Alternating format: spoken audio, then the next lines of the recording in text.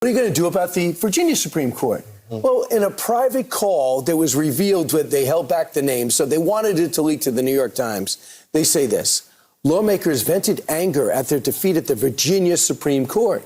They spoke about a collective determination to flip 2 or 3 Republican-held seats under the existing map and discussed a bank shot proposal to redraw the congressional lines anyway. The most dramatic idea they discussed, which would be involved the unusual gambit to replace the entire Supreme Court of Virginia with the goal of reinstating their gerrymandered map.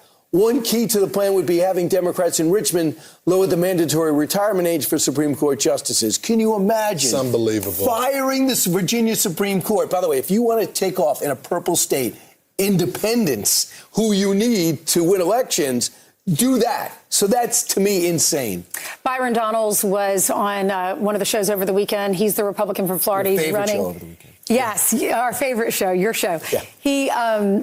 He is running for governor, and he had this comment about it. The Supreme Court did the absolute right thing. Racial gerrymandering should not be allowed in the United States of America. What's your thoughts? Well, you know, I wrote about this, not because I think that it's likely to succeed, but this sack and pack proposal really captures this age of rage. It captures the fact that now many on the left are saying that we will win by any means necessary. And this is a very important issue for Hakeem Jeffries. He's very unpopular with most people in the country, but he hopes to be the next Speaker of the United States. But in order to do that, he's got to engineer a majority. He's got to get Democrats there in the House to vote for him. He's watching that evaporate across the country. So these radical ideas are nothing new, but I think the public needs to understand that many of these same voices have been saying publicly that they will pack the Supreme Court as well. As soon as they take power, many Democratic pundits and politicians have said that they want to pack the Supreme Court to create an instant liberal majority. It's the same mindset of by any means necessary. No institution, no value is truly sacred. This is stunning. So the Virginia Democrats just conducted an unconstitutional power grab, trying to change the state constitution via referendum, and they did it through an illegal process. The state Supreme Court actually said you can remedy the process by doing it legally next time. Here's how you do that. And now you're seeing this meltdown on the left, where the New York Times is reporting about these machinations at least being discussed by some Democrats at high levels, one of which, as you just detailed, Joey, involves taking out the entire state Supreme Court. Just basically going back retroactively and saying, oh, you're all too old. The new cutoff is 54. You're all ineligible to be justices, so you're out. Filling 7 seats with their own hacks and doing it again. That is banana republic, like total institution destroying madness. Then the backup plan that they're talking about doing, apparently, is to invalidate the 2020 constitutional amendment that was overwhelmingly supported by Virginians, that created the independent redistricting process that has actually brought about a fair map. And then the legislature would say, okay, that one doesn't count anymore. Now we'll draw these new districts. It's wild. I think there are some Democrats tapping the brakes on it, which they should be. If they seriously consider either of these things, it is seismic and like a red flag moment for the democracy that they pretend to care about. Don't do that. We haven't seen this kind of nationwide power struggle since Thomas Jefferson destroyed the Federalist Party. Between 1796 and 1812, the Democratic Republicans, as they were called, they're now the Democratic Party, the longest existing political party in the world. Jefferson went after literally destroying the Federalists. The word gerrymander comes from the last stage of that fight when Eldridge Gerry drew a map in Massachusetts to try to preserve the Federalists. And somebody said, boy, that district looks like a salamander. And somebody else said, oh no, that's a gerrymander. Wow. That's where the word comes from. So that's the only other time in American history that we've seen the mobilization of everything. I mean, California's involved. Democrats didn't mind when California wiped out Republican seats. They loved Virginia wiping out Republican seats. All of a sudden, the institutional tide has turned. And this is why Trump is such an historic figure. He is the first person to really take the establishment head on and to grind at them and grind at them and grind at them. And the result is they're breaking apart. They're breaking apart in the universities. They're breaking apart in terms of the maps. The key question the court had to answer, which has been coming now for 30 years, is can you, in fact, use race as a factor? Well, it's very clear that the establishment used race in order to create districts that African Americans would win in. And they used race for admission to Harvard, et cetera. All of that is gradually receding, and people are saying, wait a second, you've got to compete. Now, we have African Americans who win in white districts. So it's not, we're not in the 1940s. Right. Good afternoon. Yeah, we're not in the 1940s. We're not in the 1950s. We're not in the 1960s. We are here in 2026. But the Democrats act as if we're still in 1950. And one of the things that I'm going to look at today, I'm going to dive deep into this because I'm so over the racist stuff. I'm so over it. As you guys know, we had a great time at the air show, saw people of all black, white, Asian, Hispanic, all having a great time, looking at the skies and enjoying what's been going on. And in this regard, I think we have to take a step back, and I understand there's only a few people who can talk about this. Let me just tell you that. There are a whole bunch of podcasters, but there's only a few of us of the darker persuasion. And I feel like there's so many white people, so many white guys and ladies who do podcasts and do shows who dare not delve into this because they will get labeled, the big R on their forehead. They'll be called racist. That ain't going to work on me. I know Officer Tatum, Brandon, he's obviously black, and there's a couple other people, DeVore, he's black, but I'm going to go where some of the people who are not black can't go. They can't dig into and do the deep dive that I'm going to show you. And most of you probably don't need the information because you've lived it. You understand that all these people are doing is creating a facade that makes absolutely no sense. Because that's what it is. It is a facade. Is there racism? I'll be the first to tell you, yes, racism exists. Should it stop you to the point where you can't live your life, you can't prosper, you can't open your business, you can't raise your children, you can't be married? Of course not. There is nothing inhibiting anybody from improving and prospering in America other than themselves. You see, one of the biggest problems in the black community, I'm going to be saying this quite a bit, not to be racial, but I'm tired of the crutches, is that it's always somebody else's fault. And if it's not somebody else's fault, it's the government's fault. We didn't get the funding for this. We didn't get the funding for that. We don't have the same opportunities. And the media supports that, again, because I think there's a lot of white people in the media who don't dare challenge it. It's like, hitting a third rail. You start calling these people out, and you're going to get labeled a racist. And to some people, that's very scary. It could ruin your career. Oh, that racist person. But it's not true. And even the people who say it's racist, if you challenge them, like I had with a guy today on X, I always know how the outcome is going to be.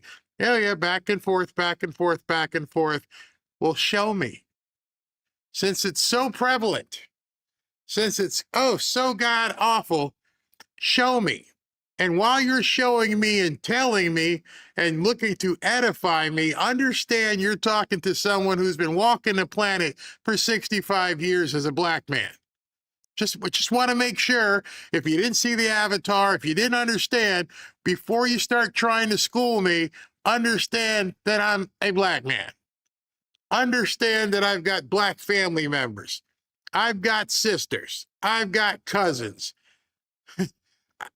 And so I'm open. I'm open to you telling me how in the hell we are so oppressed, but you're going to have to tell it to someone who's already lived through it. And that's when the argument falls apart. See, it's easy to tell a white person, you don't understand. Oh, you don't know what we go through. You got privilege. And at that point, most white people have to go, I don't have anything to argue. Actually, you do, but it's just not worth your time because you realize you're stuck. And so today it happened with me again where I said, hey, show me. And of course, as it always ends, it ends with basically the digital type of middle finger, and they scurry off into the distance because they can't underscore their foundation is built on literal quicksand. And they can't do anything about it when people meet them with fact. I want to get into it a little bit, just to let you know, President Trump, they just pulled the cameras up, so I don't want to know if I can get too far into it, but at 4 o'clock, we are now 4:11, President Trump is due to talk to the University of Indiana football team. As of right now, here is the feed. The feed is right there. They're all getting ready. So I'm not going to get too far into it, but suffice it to say, as soon as he's over with this, or whenever he comes on, which is probably imminent, we will immediately cut to it. So just to let you know, I'm not holding you away from the president. I'm just waiting for him to come out. Those of you who are football fans understand that Fernando Mendoza, who is the quarterback of the University of Indiana, the national champion, undefeated national champion, he is not going to be here because he was also the first draft pick and the Heisman Trophy winner, and he got drafted by the Las Vegas Raiders, and they're in mini camp for rookies. So he won't be there today, but it looks like they've got pretty much a full house going on to meet the president. Hold on, let me cut that music. Oh, we playing music.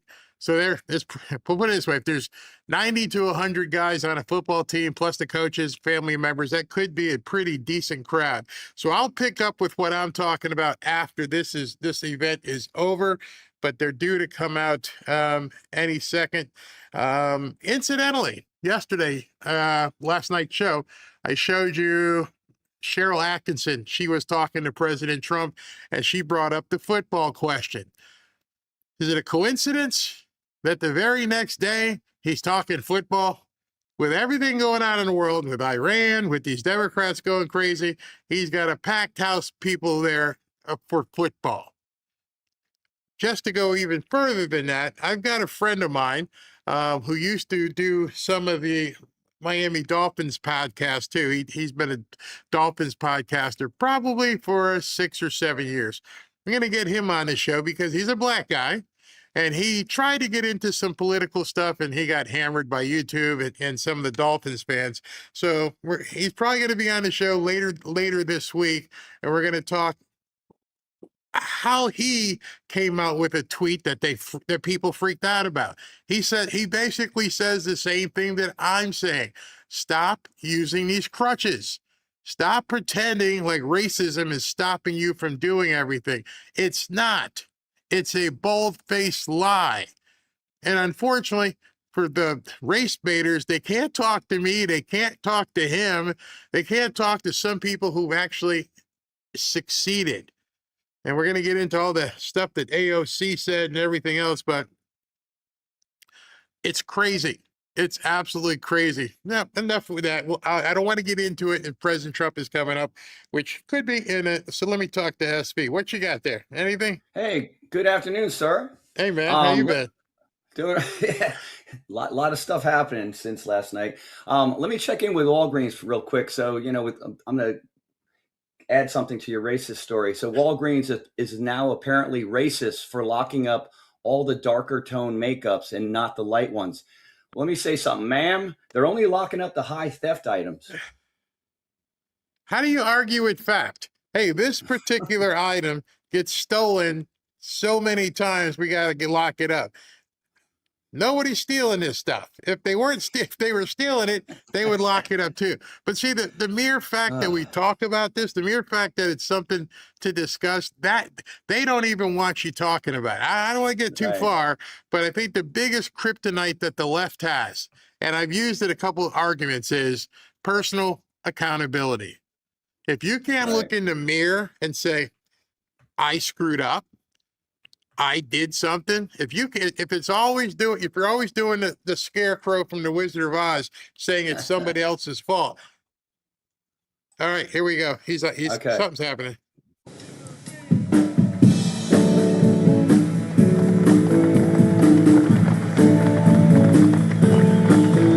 Now, YouTube's probably gonna like hit me for that song he's been playing, because that's John Cougar's song, and he's from Indiana. By the way, he hates Trump, so F him, so let's not play that song. But anyway, here come the boys.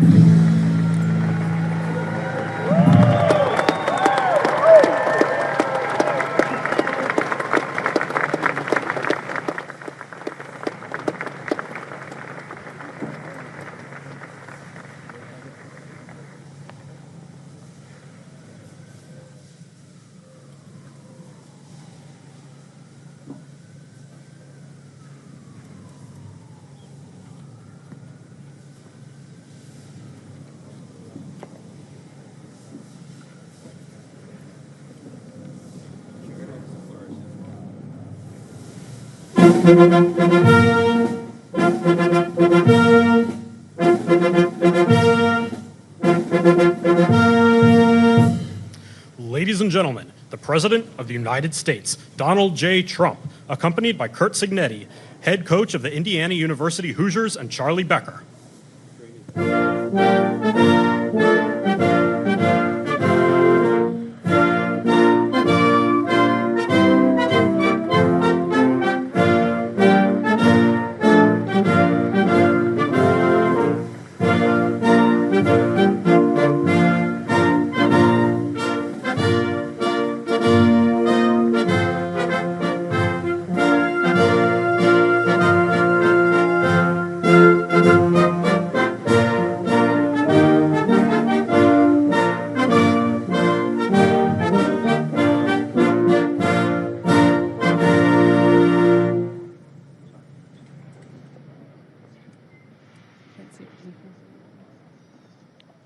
Keep playing the song, band.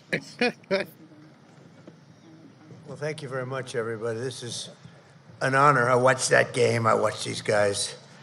They can play. They can play. And they were a little underestimated, but I just said, but not anymore. They're not underestimated anymore. They were incredible talents. So today it's my great honor to welcome the 2025 college football national champions, the Indiana University Hoosiers.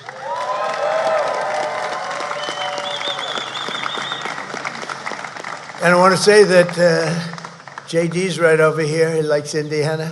We won Indiana by a lot. It always helps when you win it by a lot. I think we won them all by a lot. You want to know the truth? But they just forgot to put that down. But we won by a lot. We just had a big victory. We beat 7 out of 8 candidates that were running against Trump. That was good. And the only reason we lost the other one is there had 2 people running. They split up the vote. I can't believe I let that happen. But we're joined today by Vice President J.D. Vance. He's fantastic. J.D., stand up for a second, will you? And his sons, Ewan and Vivek, as well as Secretary of the Interior, Doug Burgum. Doug, great secretary. We're doing now the reflective pond, and we saved about $600 million or something. It's going to be beautiful. It'll open about 2 weeks, and it's going to be incredible. They've been trying to get it open for years. They had no idea what they were doing, but we know how to do it, Doug. And it took us 2 weeks versus the projected 4 years. People would not understand it, but you've done a fantastic job. Secretary of Agriculture, Brooke Rollins. Brooke, thank you. Get those prices down. They're coming down. I see prices. We inherited the worst inflation in history. She's getting the prices down big. Thanks, Brooke. Secretary of Commerce, Howard Lutnick, doing a wonderful job. Thank you, Howard. Acting Secretary of Labor, Keith Sonderling. Thank you, Keith. Good job. Secretary of Energy, Chris Wright, supposed to be the best in the business. Well, you know what? I figured it would triple when we did. We had to make an excursion to the beautiful country of Iran. We didn't want to let them have a nuclear weapon. And we made the right decision, and we've got it pretty good. And those prices are going to come crashing down as soon as that's over. And we're taking care of. We're going to take care of business. Great job. You're doing a great job. Thank you, Chris. HUD Secretary Scott Turner, former NFL player, by the way. A great guy. U.S. Trade Representative Jamieson Greer, one of the most important men anywhere in the world. We need more tariffs, Jamieson. We need more tariffs. And SBA Administrator, who's fantastic, Kelly Loeffler. Thank you, Kelly. And I see Kevin over there. I don't know if they have your name now, Jeff. Will you stand up? You were so good on television over the weekend. Thank you. Kevin Hassett. Thank you, Kevin.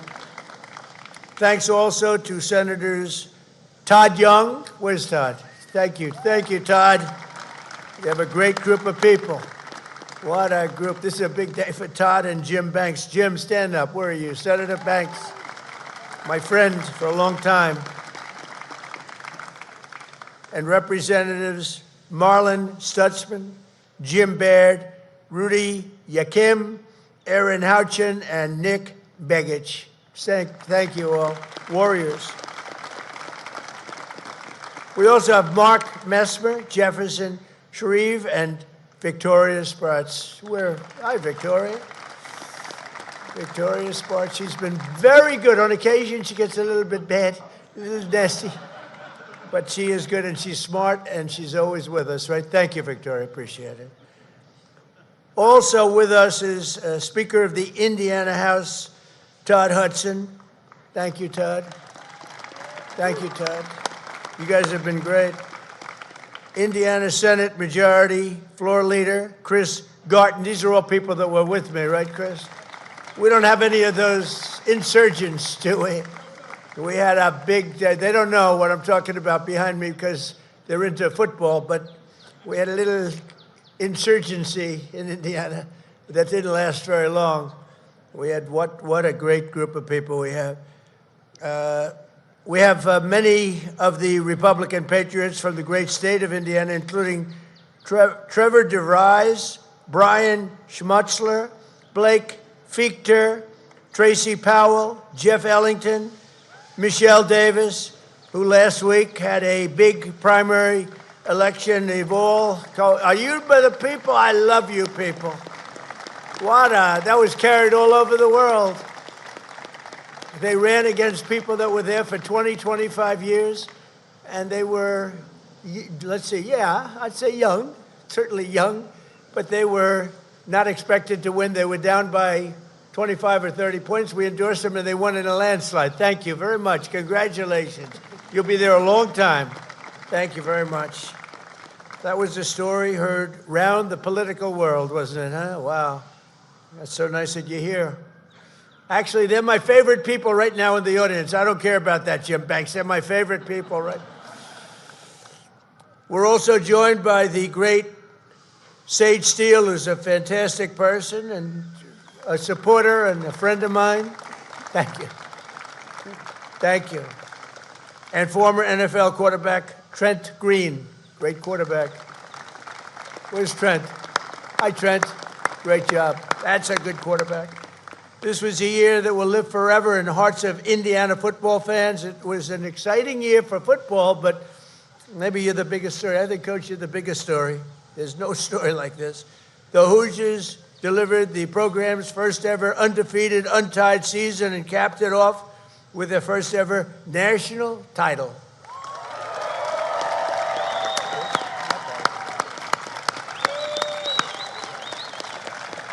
It's amazing.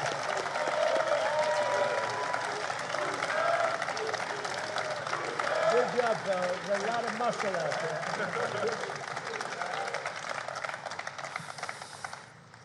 The National Signing Day, think of this, the press conference in 2023, shortly after joining Indiana. Who's Kurt? Kurt Signetti. Where is Kurt Signetti? Right here. Huh? Oh. Come here. Come here. Kurt Signetti has turned out to be, I think he's the coach of the last decade, because he took a team, nobody knew him, nobody knew the team, and he ended up taking this team all the way. People were betting against you all the way, Kurt. He took over in 2023 following a really bleak 3-9 season and immediately set a tone that few people have seen, I think, in the history of college football. At the National Signing Day press conference in 2023, shortly after joining Indiana, Kurt was asked how he communicates his vision to recruits. And he said, it's pretty simple. I win. I just know how to win. That's a very cocky guy. I don't like people like that. Nah. I like this guy. Just 2 years later, he brought home the national championship. So, you know, when you do that stuff, you have to be able to produce when you act that way. Muhammad Ali used to get up there and, you know, over the years, I've seen people that did it better than Muhammad Ali. The problem is they couldn't fight properly. They lost. You can't do that and lose, right? But very special coach, I'll tell you that. I just got to know him a little bit backstage, and he's a winner. Every player in this team shared their coach's winning mindset, and they executed with unbelievable skill. They're skilled people. This season was also historic because starting quarterback Fernando Mendoza, now the reason he's not here, he was so nice he called, because he has actually, JD's a big fan of ours. You wouldn't believe it, because he didn't show up. I'm not happy, but that's okay. The reason he didn't, because he's at spring training, right? Correct. And I actually said, you really let him, he's got to win. And I think he's going to win pretty early, Coach, right? You think pretty good? Well, time will tell. He's going to be a good one. Time will tell. A lot of people said they're going to win, but I think he will. No, he's been great. And he's at spring training, like his first day or something. I said, you better go there. But he became Indiana's first. Otherwise, if I didn't do that, I believe me, I wouldn't have even talked about him. I would have not, if he was not here for other reasons, like he didn't like Trump or he didn't want to come, I wouldn't even mention him. I'd go through the whole, I'd talk about how great, I wouldn't even mention the quarterback's name. But he's a great guy, actually, and he is actually a big fan of what we're doing for our country. But he became Indiana's first ever Heisman Trophy winner, right, Coach? And Fernando completed 226 of 316 passes. That's good. Throwing for 2,980 yards. Let's round it off for 3,000. Okay, I'm going to round that off a little bit, Coach. 3,000 yards and a nation-leading 33 touchdowns. Fernando couldn't be here today because, as I said, he's now a member of the Las Vegas Raiders, and let's see how good a team they have, and I think he's going to do great. He's a winner.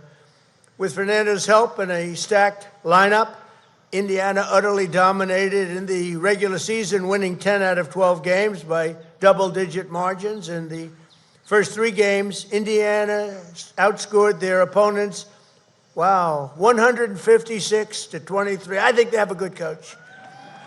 And they closed the regular season by crushing their in-state rival Purdue, always a good team, 56-3. That's pretty good. Nice memories. Huh? But things weren't as straightforward in the Big Ten championship against Ohio State. That was a tough one.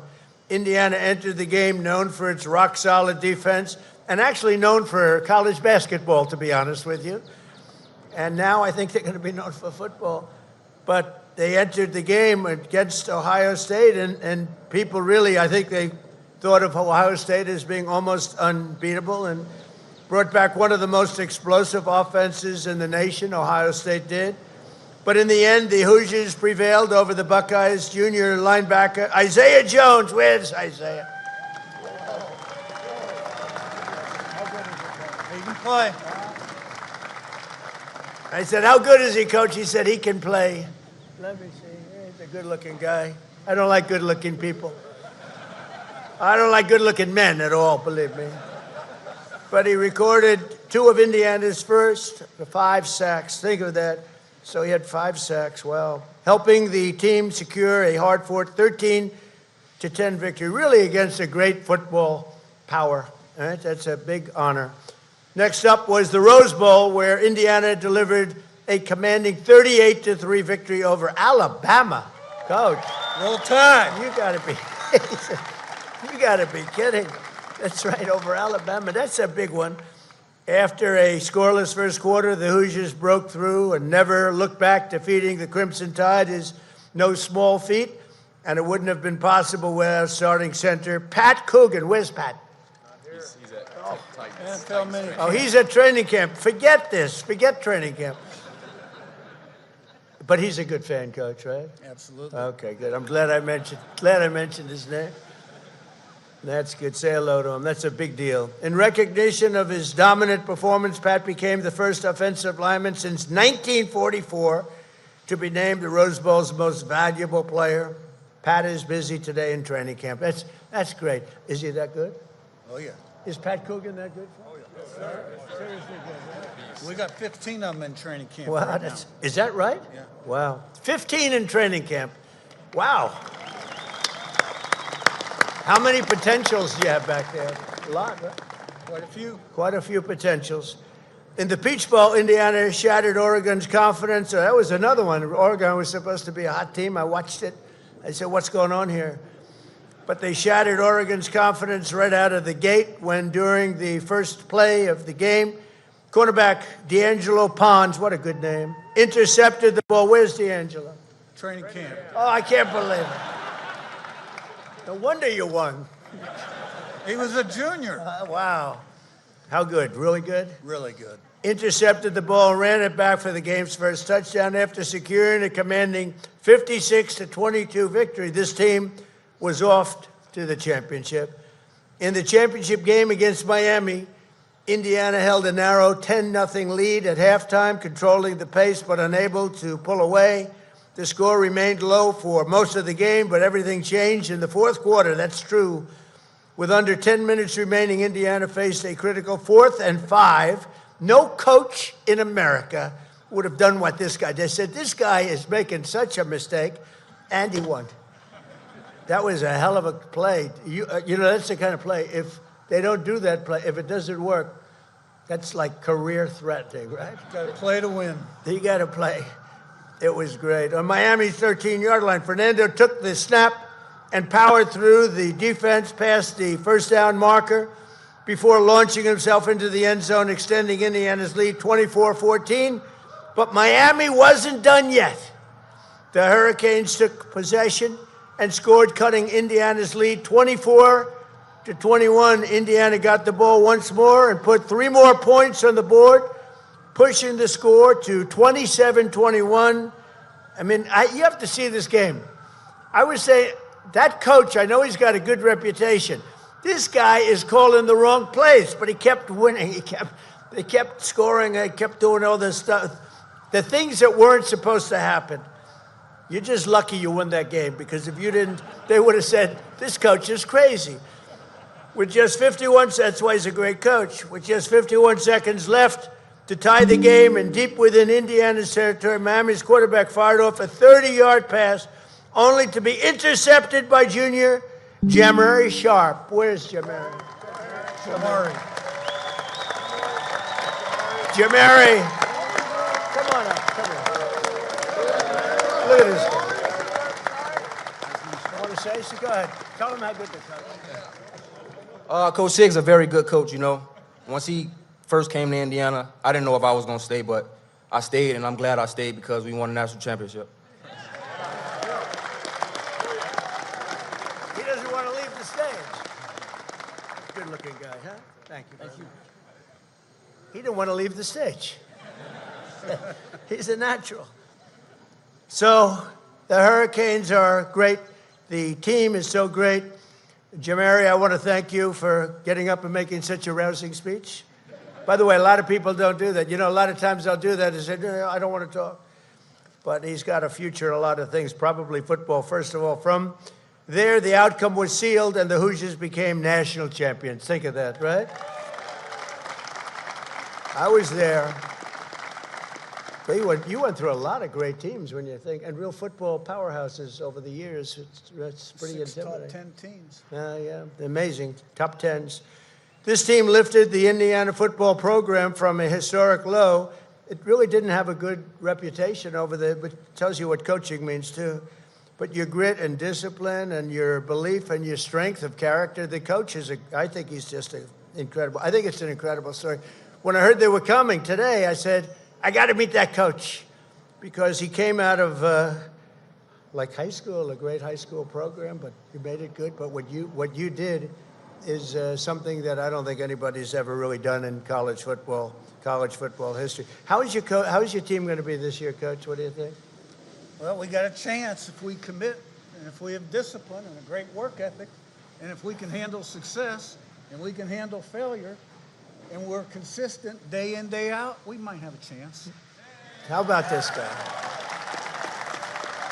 Is he central casting or what? I'm going to watch you.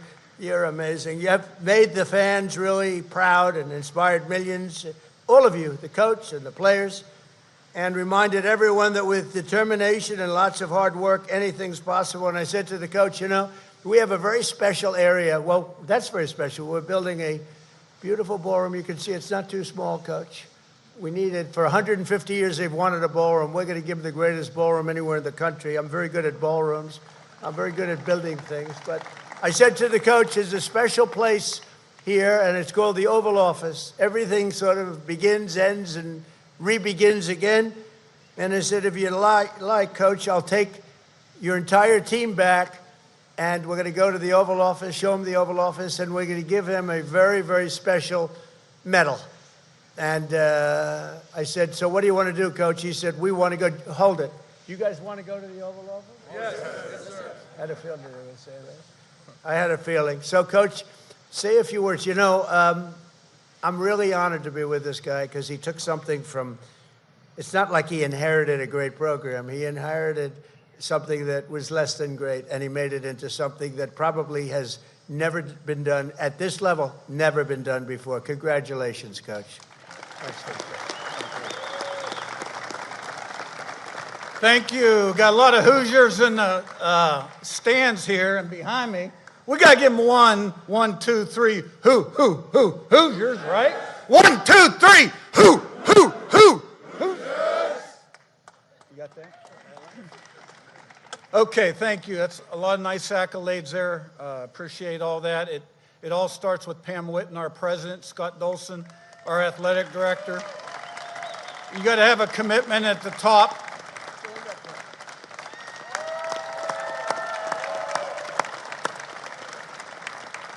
Without a commitment at the top, nothing's possible. Okay. 2025 Indiana Hoosiers, all right? You know, 24 was a fluke, right? College football playoffs start out 10-0. You know, they won't be very good. All right, 16-0. That's the best record in college football since 1894. That's 132 years. That's before the NCAA. So safe to say that's the greatest record in college football history. Beat 6 top 10 teams, all right? And how did we get that done? All right, we had great people on the staff that thought alike, in the locker room that thought alike. Great leadership, good talent, great character, coachable, 11 guys doing their job, play in, play out, all right? The sum becomes greater than, the whole becomes greater than the sum of its parts, and the most consistent, day in, day out, meeting in, meeting out, practice in, practice out, group I've ever seen in my life. And to me, it's a simple message, all right? Prepare the right way every single day to a high standard, and anything is possible in life. The only limitations are those between your ears, and you can't have any of those either. So go IU. Now, it's my pleasure to introduce junior wide receiver Charlie Becker from Nashville, Tennessee, or as Gus Johnson would say, Charlie B from Nashville, Tennessee.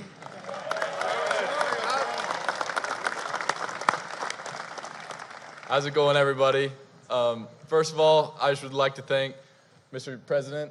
Thank you so much for having us. This is an honor. I know I speak behalf of my team by saying we're going to remember this for the rest of our lives. And secondly, I would just like to thank all the Hoosier fans out there. You know, from the start of the season to the end of the season, y'all were there through the highs and the lows, and none of this is possible without y'all. So thank you guys, and go IU.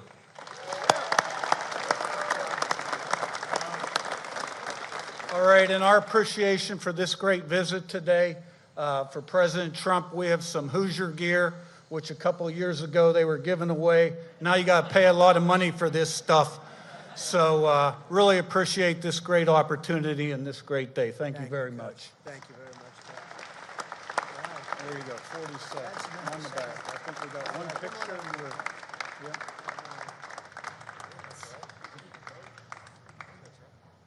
I like this guy. That's great, Coach. Thank you. What else do you have over there? How about a helmet? Here we go. We got a signed football, 16-0, fast, physical, relentless, go IU. Wow. Kurt Signetti and players. That's great, Kurt. That's great.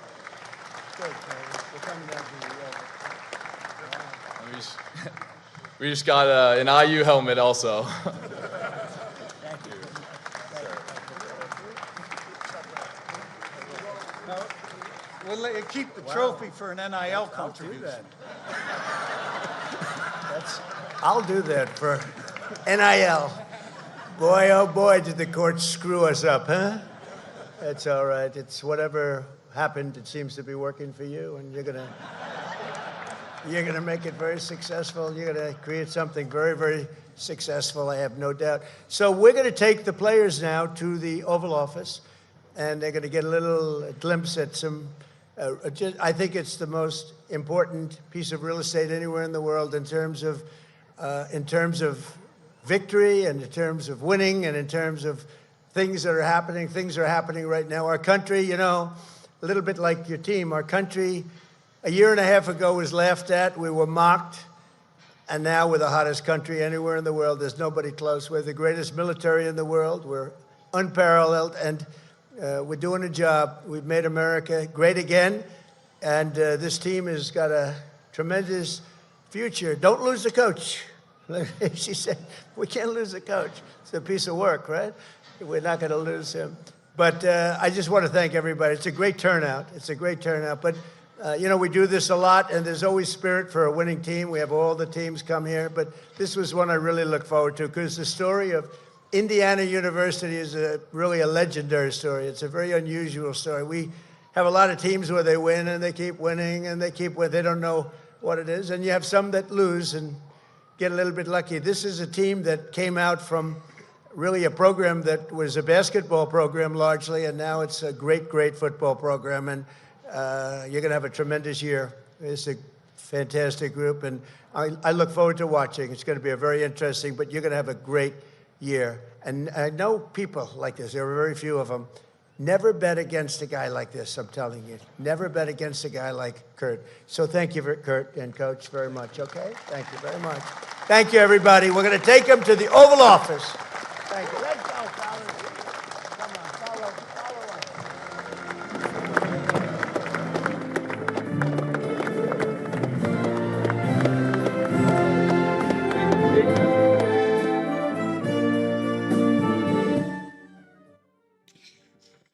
You know, if you haven't been involved in big time sports, I want to give you something that you may have not realized as you were watching that. You know, most of the events when people come to the White House and they get in front of the microphone, they shake the president's hand and they make a speech and they talk to the audience. You may have to rewind after I say this to you because why is this guy so good? And, you know, first undefeated team, championship team in quite some time. If you notice when he was talking, and as I say this, if you didn't pay attention, you might want to rewind.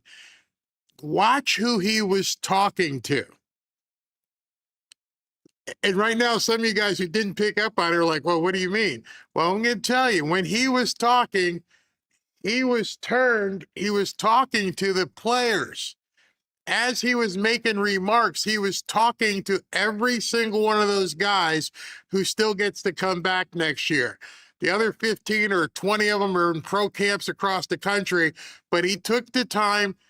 And ABC, always be closing, you've heard. He was also ABC, always be coaching. He was coaching these guys as they stood on a platform at the White House.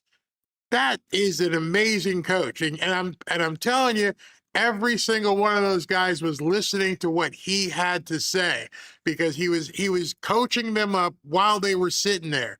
Amazing. As a player, I saw that and I went, wow, even here, I'm coaching you up. And then he mentioned a statement that, means so much about integrity, discipline, striving, going for opportunity. I'm like, oh my gosh, that's why he's 14-0 or 15-0, whatever it was.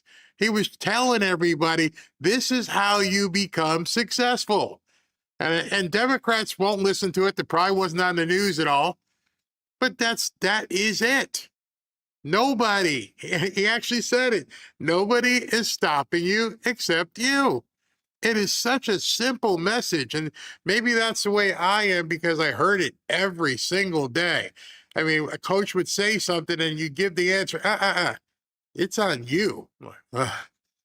What happened out there today? Oh, yeah, no, you missed a block. You missed a tackle. It's on you. And so even though they won the national championship, they're standing up there in front of the president, and he turns his head away from the audience and he's coaching up his players. Never miss the opportunity to help somebody get better. And that's the lesson. You guys are older probably, and it doesn't matter, but that just struck me as I watched him do that. And then he said, the whole is greater than the sum of its parts. We're all here to make this work. We're here to actually be this team that's going to succeed, but we need everybody. And you need to have your head in the game. You need to take advantage of the opportunity. So anyway, just feels good. Just feels good to see that kind of stuff. Crazy. SB, which did you get that when he turned around? I did not. I'm looking at news. I kind of just gathering stuff. Guess what just came in? Hey, look at this interesting little factoid. So apparently Trump just nominated Carrie Lake as the U.S. ambassador to Jamaica. Also, he nominated Doug Mastriano of Pennsylvania to be ambassador to the Slovak Republic. Now, what's interesting is somebody in the chat asked, why do we need an ambassador to Jamaica? So, I looked at Grok and it had some really interesting factoids. Apparently, the U.S. is Jamaica's largest trading partner, with two-way trade exceeding $3 billion annually. Tourism and people-to-people links, there's nearly 2 million Americans visit yearly. The security cooperation is a key partner in fighting transnational crime, drug trafficking, and gangs. So there's a lot of reasons. So it's interesting. I didn't know all that either. Also, we maintain an ambassador in Jamaica because it's a sovereign country with which the United States has a lot of interests. That was the general blurb on it. But interesting. So Carrie Lake's going to probably do a good job because she's very personal, very bubbly. She's smart, very smart, articulate. I think she'll do well in that position. Yeah, man. Yeah. Well, I figured you would love it because your dad, right? Yeah, come back to Jamaica, man. Me going back. Yeah, been there so many times.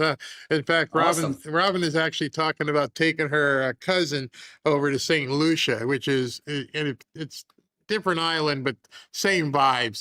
Complete, the same vibe. So, love the islands. If you've never been to Jamaica, there's this place called Dunn's River, and it's a waterfall, and it's probably the only you can actually walk up the waterfall. To take a guide, cool. you can walk up the waterfall. It's very, very cool. And it's a very crime-ridden area in Kingston and the cities. So I don't advocate people venturing outside of the resort when you go there. Right. But if you end up doing, you can go see where Bob Marley came from and everything. So one day I'll tell you all the story about my father and Bob Marley. They were good friends. And then the Marley family lives here in Miami. They got this big compound, and I got to go. I'm just going down music history here. But anyway, you started it. You brought up Jamaica. All right. Well, I have another story here. I don't know if you were aware of this. So apparently, I'm telling you, the news that keeps coming from Trump, what he's doing. Friday, the Department of Energy announced they removed all the enriched uranium from Venezuela in cooperation with the IAEA. That is the International Atomic Energy Agency. So he's securing uranium that the deep state intended to hold the world hostage. Plus, there might be a little thing about like 40 trillion in oil there in that country. So he wants to make it the 51st state. He's actually considering that. Yeah, that came out in the news today too. That would be incredible. Don't count out Jamaica either. Who knows? At this point, the whole Western, he's sitting back and looking at the Western Hemisphere map and saying like, what about that one or that one? We don't really care about the Strait of Trump. You know what I mean? It's all going to be called Trump. Y'all can keep Haiti, though. I don't mean that. You know, Haiti, if it had a real government, would be just I don't know if it's too far gone yet because, you're talking about a Caribbean island, and you think but the trash on their beaches, it's just awful what they've done to Haiti. But unfortunately, and if you ever look at an overhead map and you see that half the island is island of Espanol, half of it's the Dominican Republic, and it's like lights and all kinds of stuff happening in DR, and at nighttime nothing in Haiti. It's just crazy, how they all got beat the hell up with those hurricanes a couple years back. They were devastated by that Cat 5. So that's not something you come back in just a few years, so that even makes it worse a problem, right? Yeah, where did the Clinton Foundation money go? We won't go there. Won't go there right now. That's another show, Barry. That's a whole show, and I don't have enough guards to help me out with that one. If you dig deep on that, you might just get taken out. It's crazy. You don't want to hear that knock at the door, Barry. And then I'm texting you. Where did Barry go? All right, well, let me get on with the show. All right, see you soon. Yeah, okay, man. I'm going to tell you guys about what we're talking about. I'm not going to roll intro. I'm just going to take a break. But before I do, let me talk to you about Chapter. Chapter, if you guys are 65 years old or turning 65, as you know, Medicare can be quite confusing. As someone who turned 65 last year, I can confirm this for you. Keeping track of enrollment periods, understanding all your options, and making sure you're on the right plan takes a lot of time and energy. And between Medicare scams, corrupt agents, and bloated insurance companies, it's easy to make mistakes that can cost you literally thousands. That's why I'm happy I called Chapter when I turned 65 and got all their information. They're actually honest. And the only Medicare advisor that looks at every plan nationwide, helping people save an average of $1,100 a year or close to $100 a month. People are relieved when they actually get a chance to talk to the people at Chapter. These guys won't push you to buy a plan you don't want, and their support is completely free. So if you're turning 65 soon or have questions about your Medicare coverage, call them at 475-328-3545 to get the most out of Medicare. Most people had just wished they had called them sooner. All right, so just want to let you know I'm coming back. We're going to dive into something little testy here in terms of what's going on with the Democrat Party. Be right back.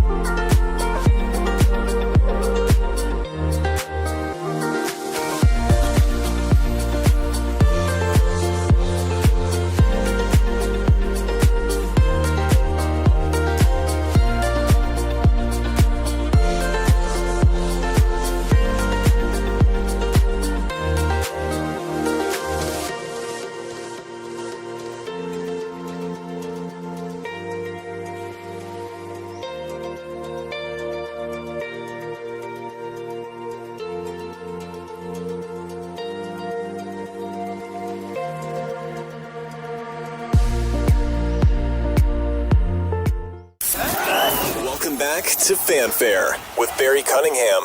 Okay, they said, this is what we want. They came and said, no, that's not what you want. We're changing it. So the ruling now gives Republicans a big boost as we approach the midterms. And Democrats are a little pissed. Notice what she said. The new ruling gives Republicans a big boost, and that's why people are pissed. And I wanted to just put that out there, because why are they pissed about politics? Because it's all about power. It gives the Republicans a big boost. Well, what about the people? Does it help the people in the hood do better? This is a battle that has been either fought or been brewing for decades. Maybe even acquiesced. Maybe the Republicans or people in other parties have raised their hand and said, "Oh, we'll just go ahead and default. It's yours. That's all yours. We can't touch it." And so people just assumed and have taken for granted the black vote, not because they want to help black people, but because they just want the power that comes along with it. The power that they can use in Washington and to cut their deals. As this stuff is happening over the next couple of days, and then as you heard over the last week or so, tell me if you've heard any of the politicians, a single one, say that this negatively affects the well-being of the population. I haven't heard one. And it's my job to sift through all this crap. And I'm like, anybody going to talk about the population?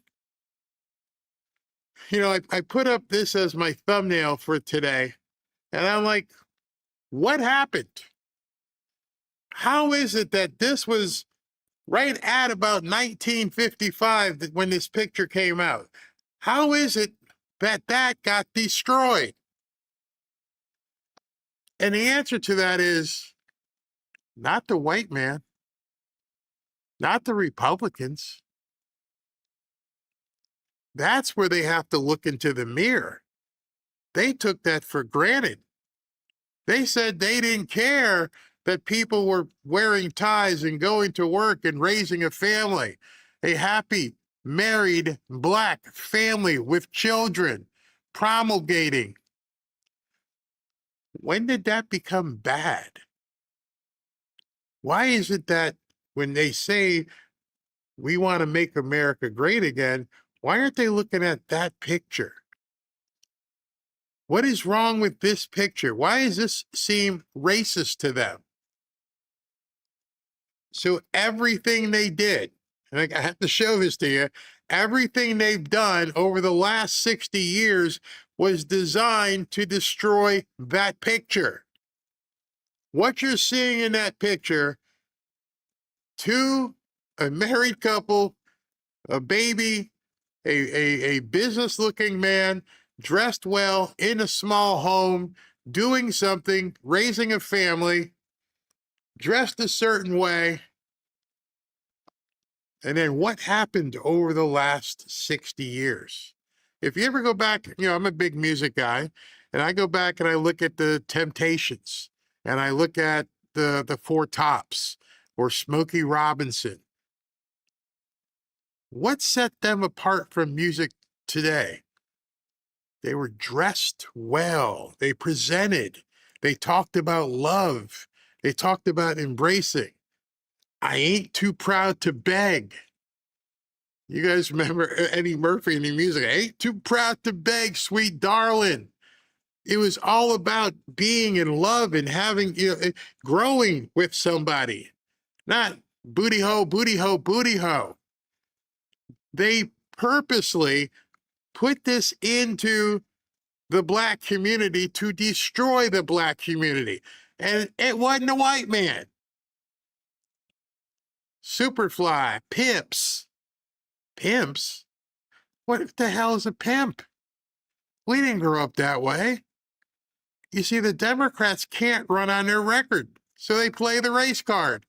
And they've convinced or bamboozled or hoodwinked enough black people to think it's the white man who got you there. And I'm thinking, how could that possibly be? How could it possibly be that you have an entire swath of the population who thinks it's somebody else's fault?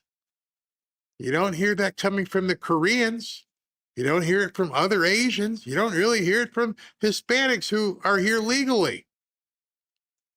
But in the black community, it's somebody else's fault for how I'm living.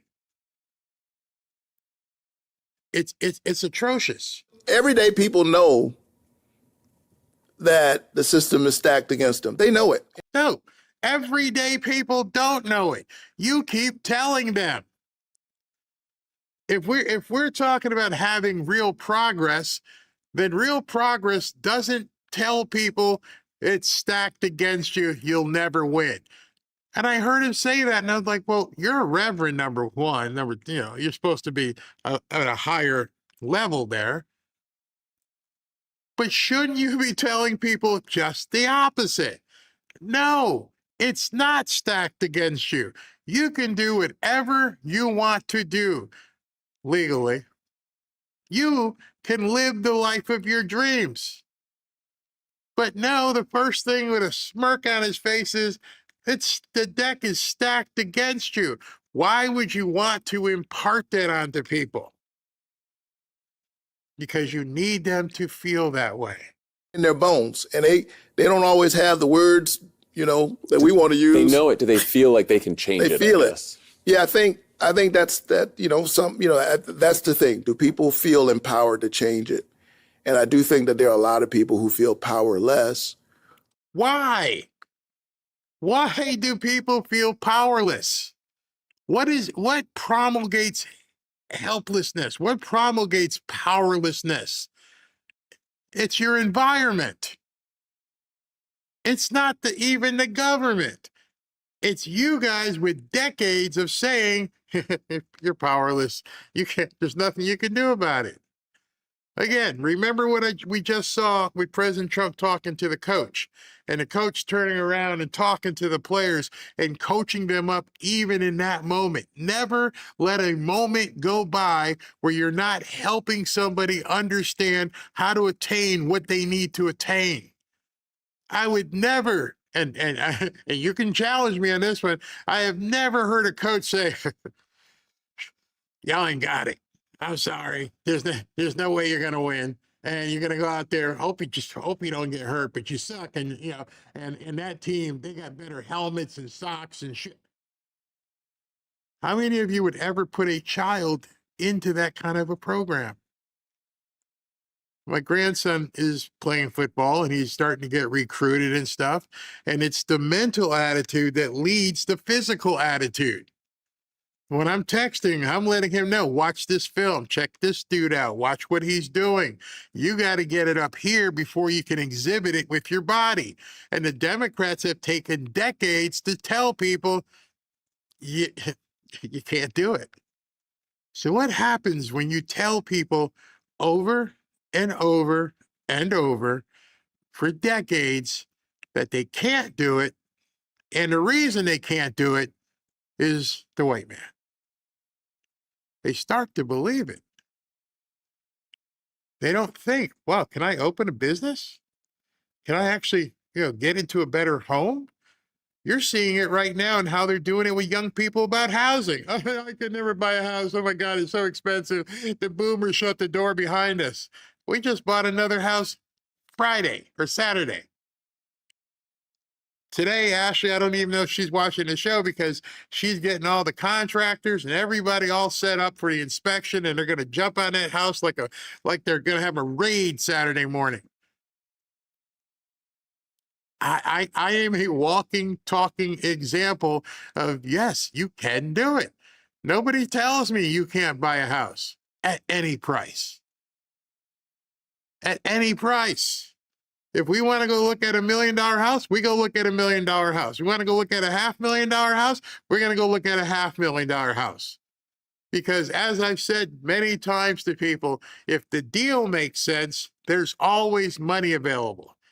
if there's nothing you heard from me in the time you've been watching this show, that one little nugget should show you all kinds of opportunity. If the numbers, if the deal makes sense, there will always be money. There is always other people out there trying to make more money. And so when I learned that decades ago and then saw it actually happen in a transaction, is wow, I just got paid. I can keep doing this, right? Yeah, sure. Go find me some more. Okay, I'm on it. I am on it. Nobody's ever told me. I guess maybe that's where I'm ignorant. Nobody informed me that I couldn't. Nobody had any manual say, hey, Barry, not only are you black, but you're only like a quarter, 3/4, 2/4 black. You're not even strong enough to be a black person. So you're really in the oppressed category. Just understand the deck is stacked against you. Damn, I didn't know. Nobody's told me that. Which is why they signed up for Donald Trump. You asked me that question earlier. Let me answer it more directly.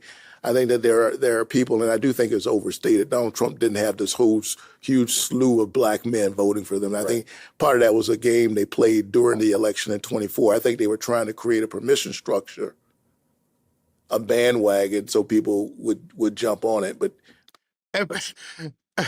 a permission structure.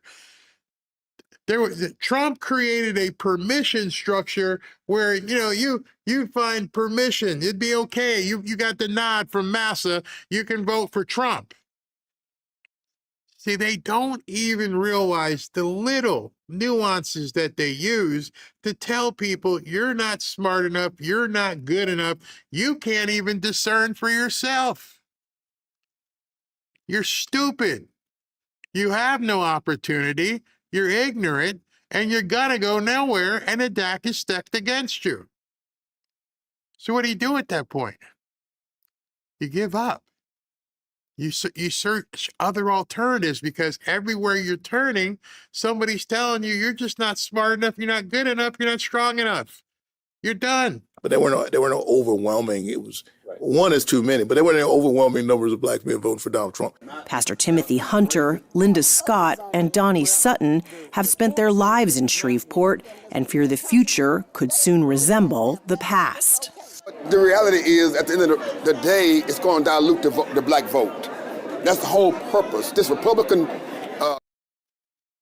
What's the black vote? Sort of like, to me, what's a black district? When I was growing up, I didn't sign up to be a black voter. Nobody told me I was a black voter. Nobody told me I lived or was going to have to vote in a black district. Those are all learned categorizations. Again, that's to keep you in this box. You're a black voter and you're in a black district. No, I'm just a voter for the American elections, and I just happen to live here. I'm not a black district. I want progress. People in the hood want progress. And these people have been, I don't know, browbeaten. Now they're, facilitating and promulgating the same stuff. Congress is all about making America Jim Crow again. There's no more. The lady from CBS, look at her. She's just sitting there like this, letting them talk. It's all about make America Jim Crow again. You know what I would say to somebody as soon as they say that? You know what the comeback is? What's Jim Crow? See, if you're on X or somebody says that to you, or they're just trying to give Jim, oh wow, what's Jim Crow? I don't know anything about it. I didn't grow up with it. I didn't live through it. What in the hell is Jim Crow? Please explain it to me like I'm two. Because most people don't know what Jim Crow is. Because once they define what Jim Crow is, you could then say, well, that's not happening. What's Jim Crow? Well, it's, they segregated and you had to go to a different door and you had to go to a different restaurant and you couldn't. Where's that happening? Because they don't even know what they're saying. They're parroting. Check and balances. Everything that was there to guard against this type of gerrymandering is destroyed. So there's nobody to stop the train. Can you separate politics from race in this district? No. Wow. All right, since you said you can't separate politics from race, let me try. Let me try to tell you how bad you people have been treated. And I said that intentionally. I wasn't just being like the Robert Downey in Tropic Thunder. You people, what do you mean, you people? You people who think like that. You people. You people who can't separate. So let me separate it for you. I asked Grok to give me some information. And I said, hey, Grok, can you tell me some stuff here that maybe a lot of people don't know and a lot of people won't talk about? So I said, Grok, can you tell me the top 20 most dangerous cities in the United States? And as you're gathering this information, tell me when the last time there's been a Republican, white or black, Republican mayor of that city. Now is where you're going to have to strap on the seatbelt and go, oh my God. All right, so let me just show you. This is what Grok came up with. Let me fix the window a little bit so you guys can see this, because I like to talk data. I like to show people actual information. Is it too big here? All right, here we go. Okay, maybe I should leave it discreet. Okay, we'll do it this way.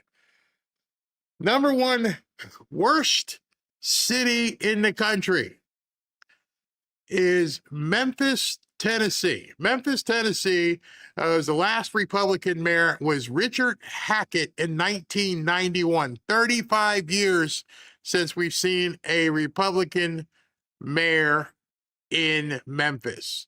St. Louis, haven't seen a Republican mayor in 77 years. I think, can you see that stuff? Let me make it, because you guys are like, wait a minute, I can't even imagine the science that we're going to be dropping right here. Maybe I should do it this way. Can I do it this way? Okay, there we go. There we go. Now you can see it. All right, so here we go here. All right. St. Louis, 77 years. Oakland, California, 49 years. Detroit, 64 years. Baltimore, Maryland, 59 years. I'm only at number 6. Cleveland, 37, not bad. Milwaukee, 118 years. 118 years of Democrat rule in the city of Milwaukee. What the hell are you worried about Jim Crow for? Jim Crow ain't got nothing. This is what y'all been doing since 100 years. And they don't tell people this. Let's continue. Let's see, where are we now? Kansas City, 35, Albuquerque, 40, New Orleans, 154 years. Let that sink in. Pretty much ever. 154 years of nothing but Democrat rule. Is it the white man? I mean, when you're looking at this, is it the white man that's keeping you down? Seriously? Is it Trump? MAGA? Interesting that New Orleans hasn't had a Republican mayor in 154 years. Birmingham, 43. Baton Rouge, 40. Little Rock, 71. Stockton, California, 40. Jackson, Mississippi, 80. Or was that 50? Shreveport, Louisiana, 40. Tulsa, Oklahoma, Democrat for 30 years. Chicago, 95 years. case you're not good with math, the Civil Rights Act that they all talk about that was being overturned was in the mid-60s. That's only like, 60 years ago. So all this crap in Chicago, they haven't had a Republican mayor in 95 years. Philadelphia, 74. And I love this one. Hotlanta. Hotlanta ain't had a Republican mayor since Gone with the Wind. 147 years.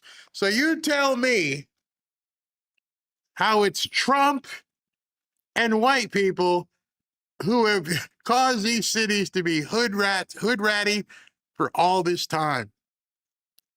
At some point, you got to just put up a big ass mirror, maybe a house of mirrors, and walk around and go, maybe it's not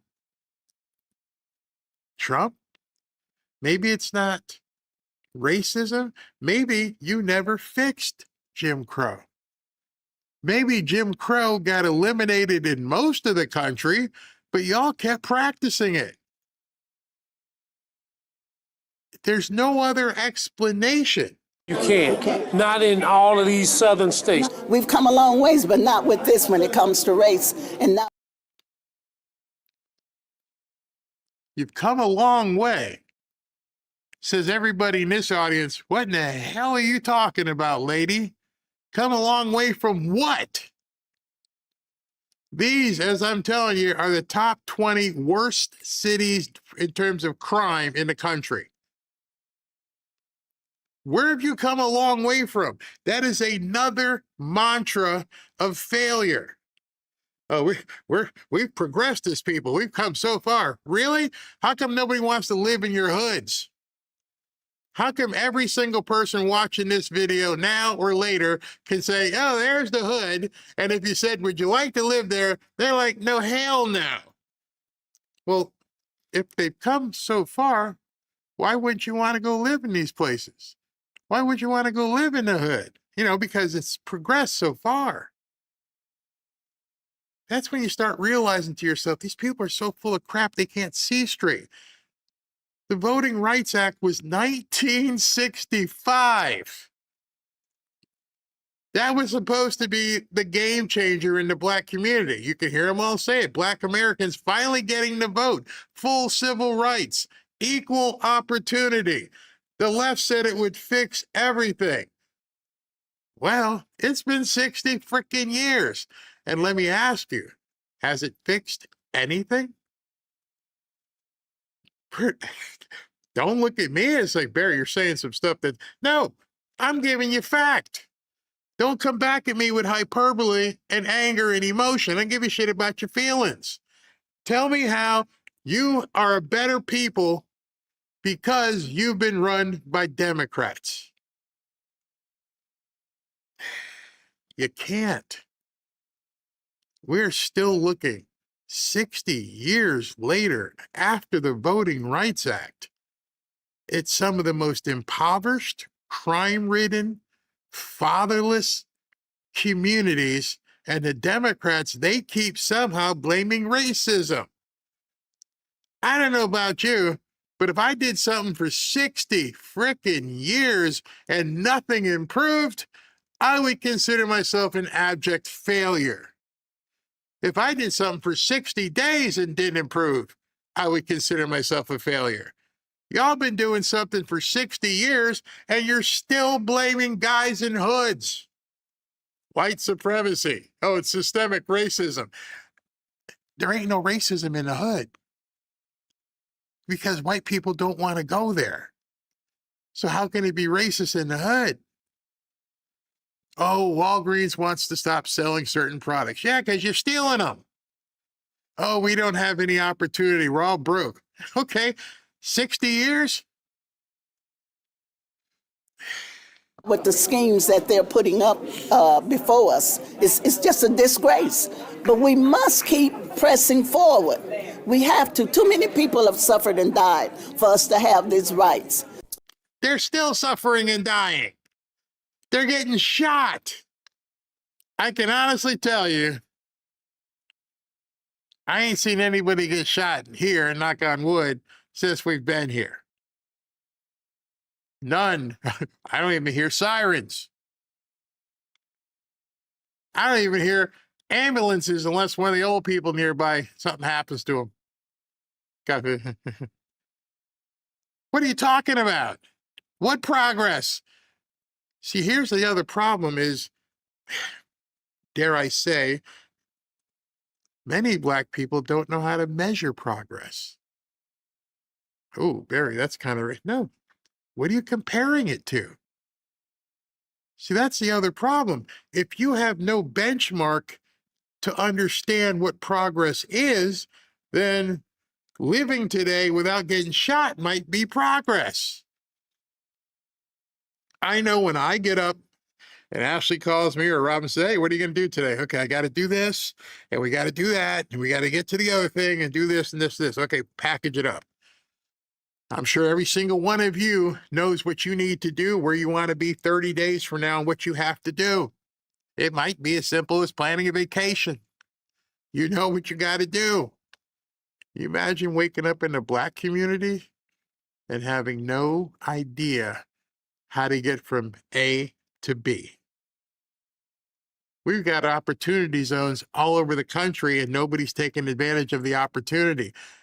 You know, they say when opportunity knocks open the door, opportunity has knocked, popped you in the head, put their foot in your rear end, and you're still not accepting opportunity.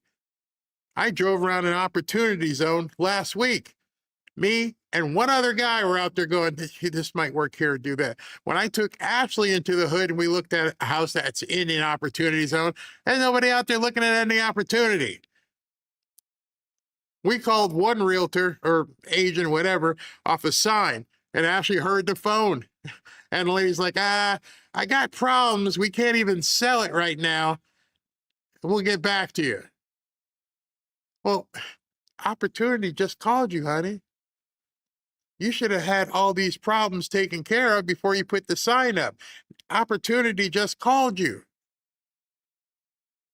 See, when I heard that, though, I turned to Ashley and go, there's an opportunity. Somebody got some problems. They can't sell this property. That's where we come in. We talk to the city. We find out what's going on. Is there somebody who's got a lien on a property? Somebody get arrested? Can we look up their history and find out if they're in jail right now?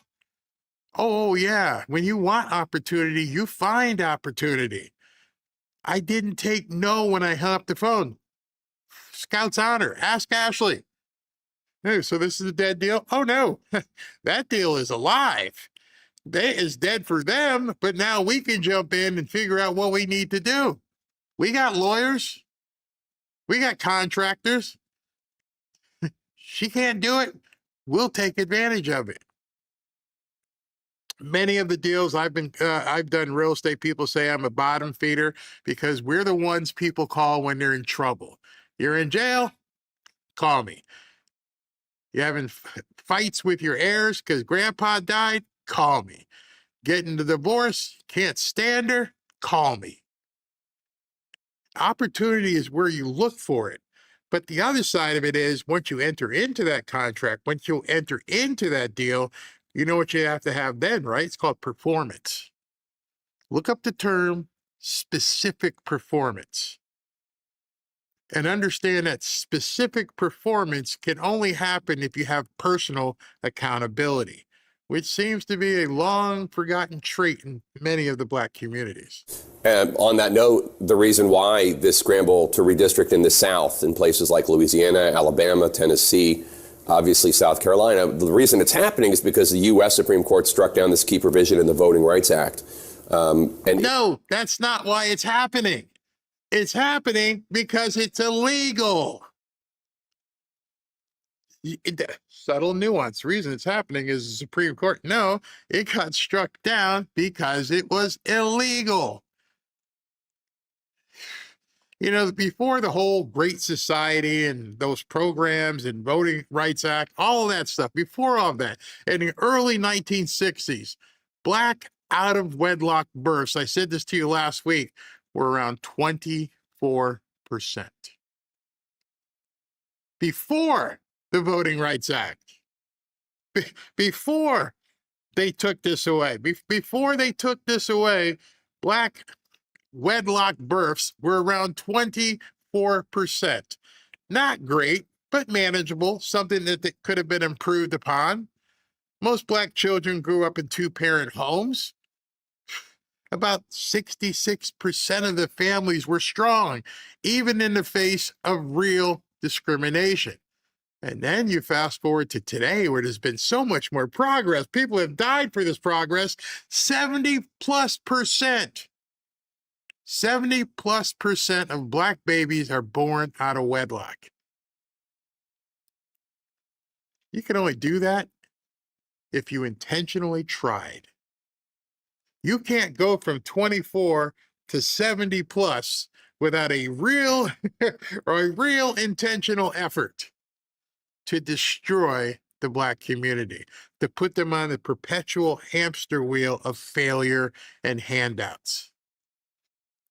She actually said, "Oh, everything we progress for, everything we've done, they're going to just take it away." What progression? See, white people can't say that to black people. I can. What the hell are you talking about? Where's the progression?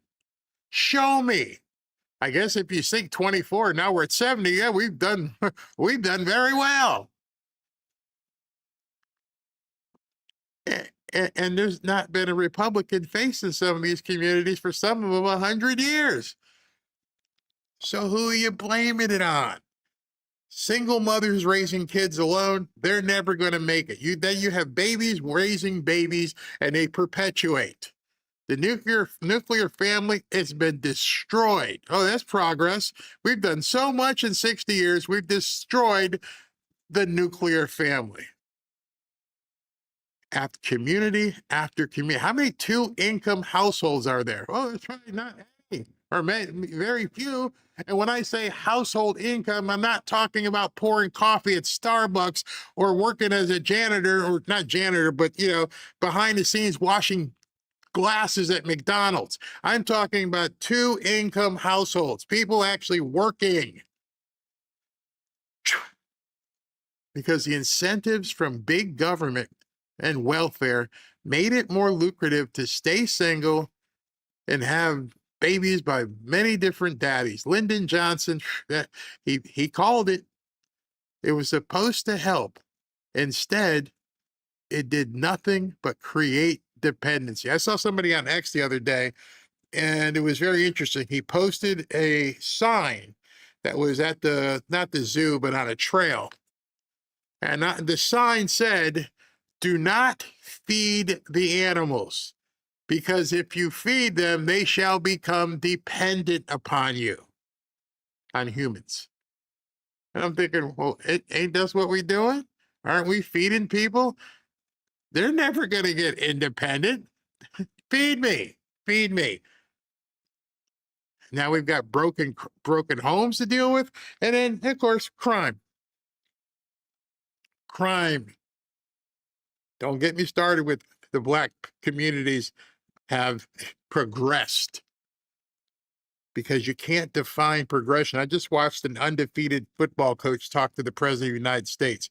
Tell me how you've progressed, and don't bullshit me, excuse my language.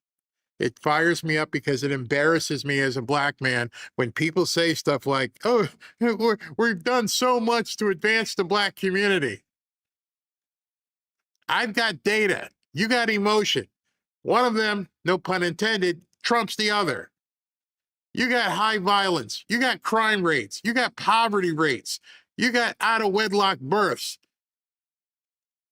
that are higher than before the Voting Rights Act. They were better. And this is where it gets really scary for these people. They were better during the Jim Crow era. Make that make sense. You consider this to be progress when you actually have regressed since the Voting Rights Act passed. And black political power, oh, you got your black mayors, you run your black cities, you got your black congressmen, Democrats. They've controlled cities for decades. And what has happened, Jim Clyburn? Tell me. His decision Justice Alito wrote that, quote, vast social change has shown that some race-based voting protections are no longer necessary. What was your reaction when you first read that? Well, my first reaction was, if you look at the seven, let's just look at South Carolina and look at the congressional districts in South Carolina. Why is it okay to have a 75% white district, and that's not racial, if you have a 45% black district, that is racial? So what is this about? It's about race. You're making it about race. I can tell you right now, let me just make sure I got my math correctly. I live in a 99%, if you were to call it, I live in a 99% white neighborhood. But you're the only one who would call it that. You're the only one who would say it's a 99% white district.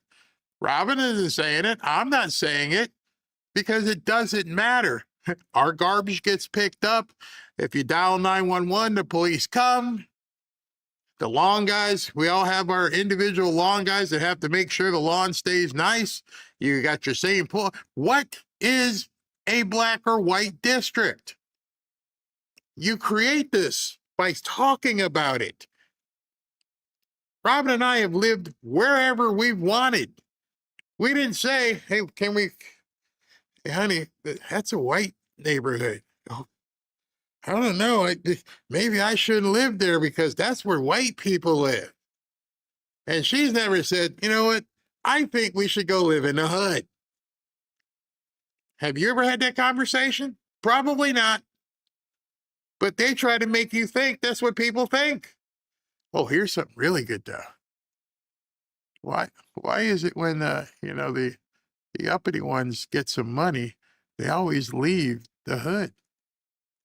LeBron ain't living in the hood. Oprah ain't living in the hood. Beyonce and Jay-Z, no, they don't live in the hood. Why is it once you get certain level of success, you go away from the black neighborhood? Why is that? Because we don't care. We want to live in someplace nice. There's no prerequisite that says, hey, it's a black neighborhood. Only you politicians say that. That when they say that on television, they say that on the news, they are revealing themselves as the slave masters of this century. There should be no black neighborhood. There should be no white neighborhood, because by nominating it and putting that nomenclature on it, you are saying it precludes people from living in certain places when any black person can live in any neighborhood if they can afford it. We are watching and have been watching for decades a monstrous indoctrination. There's no way that the numbers bear this out. When you look at what the Supreme Court's reasons have been, you have to come to the conclusion that they're throwing everything out of the window, coming up with new theories, putting in their own prejudices in this, and they're being very partisan in their rulings. You know, when women wanted women's, not suffrage, women wanted certain things, and now they're saying we don't want boys in our sport. Of course not. But Helen Reddy, I am woman, hear me roar, because they didn't want to be judged as women. They wanted to be judged as people.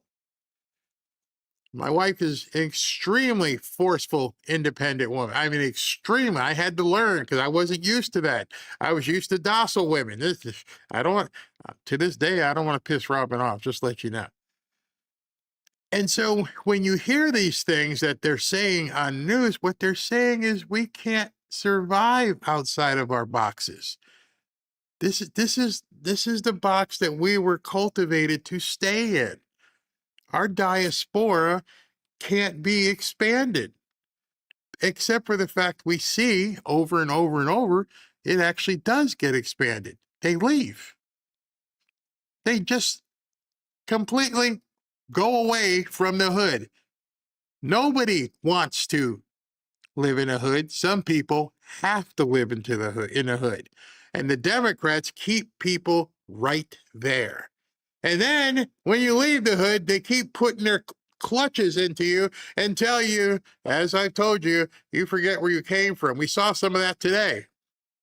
Magic Johnson, all the money in the world, championship basketball player, big time businessman. What's he do? He comes and endorses Karen Bass for mayor. Why? Oh, she's done a great job in Los Angeles. Seriously, bro? If she had coached the Lakers, you would have went to the owner and said, fire her butt. But you're going to try to tell everybody else that Karen Bass is doing a great job. Why? Because I have to, because she's black.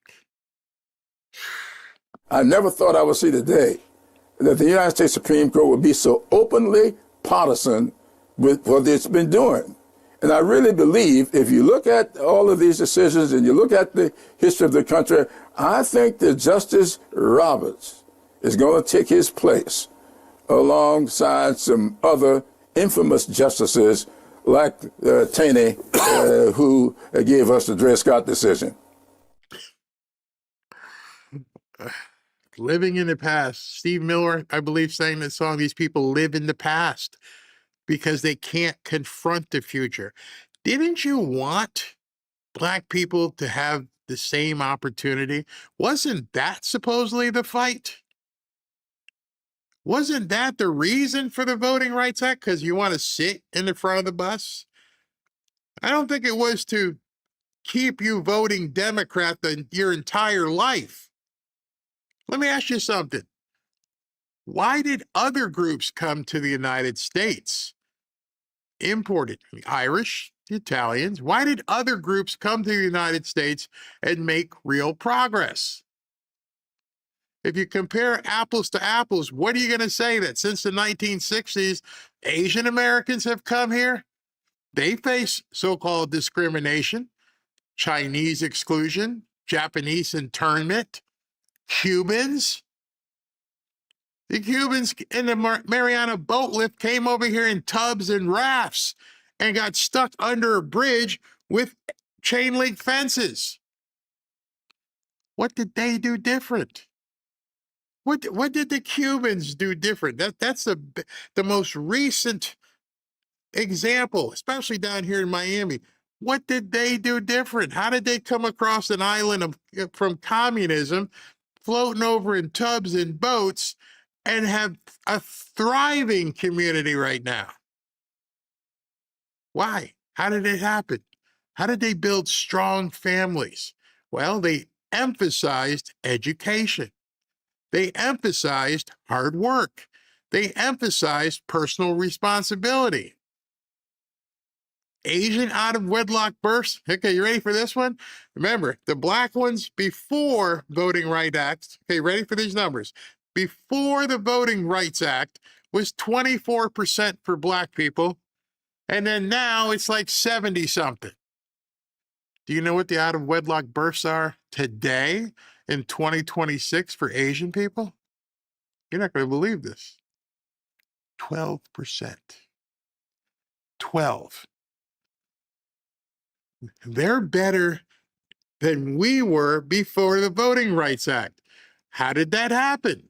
How is it possible? What did they do different? How about median household income, the highest in America, over $120,000 a year? That's the Asian community. How about their poverty rate? 7%. They didn't wait for government handouts. And there ain't that many Asian politicians. So how the hell they do it? How did they have better familial, better income, less crime, and they don't even have any representation other than Mazie Hirono and Ted Lieu? Yeah, crazies. Two, there's probably a couple more, Andy Kim, but they didn't have 60 years of preferential treatment and a government Voting Rights Act. How did they do it? They built their families. They took advantage of the American dream. Those numbers I didn't make up. You can go ahead and look them up. How did immigrants, legal immigrants like my father, facing their own challenges in the 1960s, they weren't power players, but look at their progress. Out of wedlock births, 50% higher right now. 50% higher than whites. It's so bad that it just drives me absolutely crazy, because I hear this stuff over and over and over, and they don't realize they have caused it themselves. Courts have canceled 2 elections. They've overturned the one election that you focused on in Virginia, nullified the votes of about 42,000 people here in Louisiana. That's happening here. And in Tennessee, what is happening is just unbelievable, an affront to the law. And the idea that they're cutting up Memphis, it's illegal for them to make a decision based on race. And they just so happen to cut up Memphis a third. The black voters in Memphis are cut up equally into 3 districts. Like, how else do you describe what's happening? And in How else do you describe what's happening? I don't look at districts. You have promulgated a victimhood narrative. Thanks, Obama. You've done all of this to keep people in a certain situation.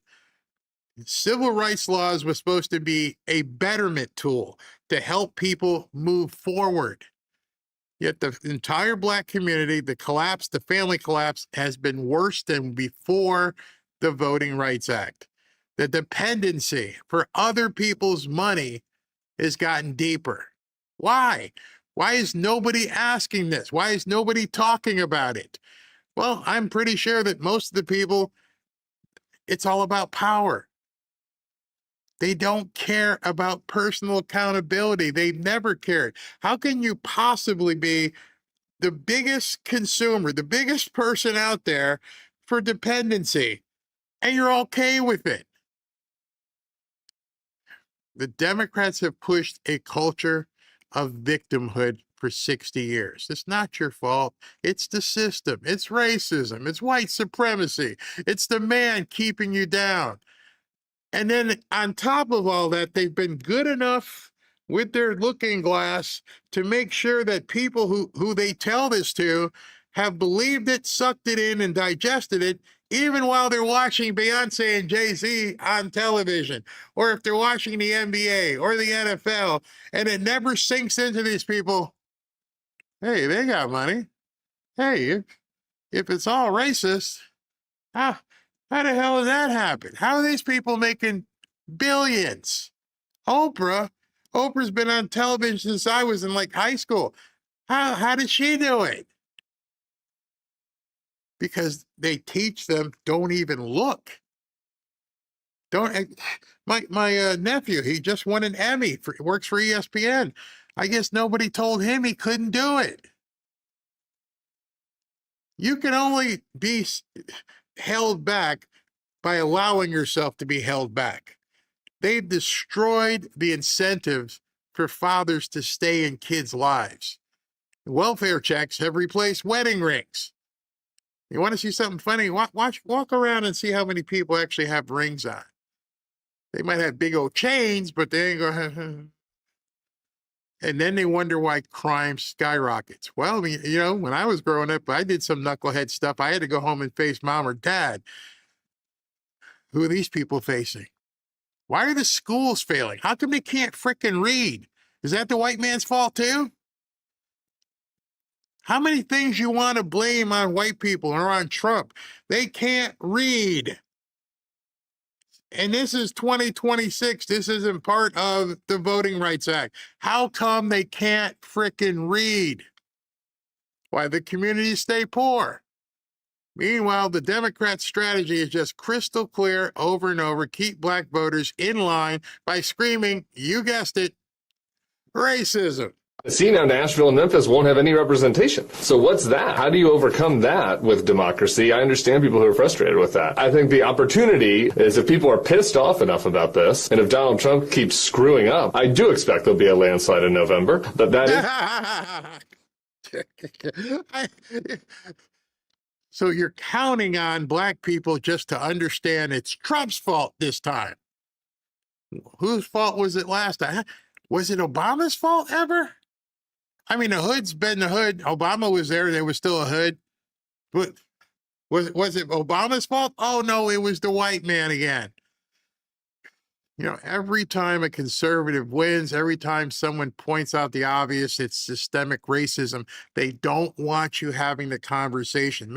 Probably many in your family, there may be some coworkers who you can't even talk to. It's third rail kind of stuff. Prove it. Go start talking to one of your friends about black fatherlessness and see what happens. Go talk to one of your black friends and say, hey, what's up with this gang culture? Good luck with that. And then you could say, hey, listen, they're having all these babies out of wedlock. Don't they have any sort of self-control and personal accountability?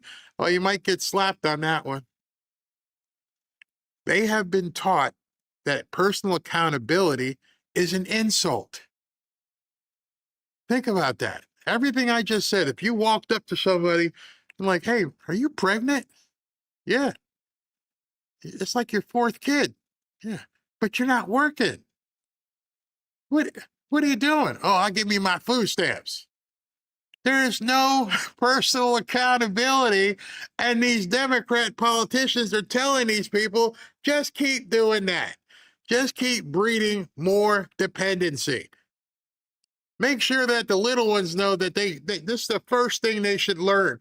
Not, bottle or anything. This is what they should learn.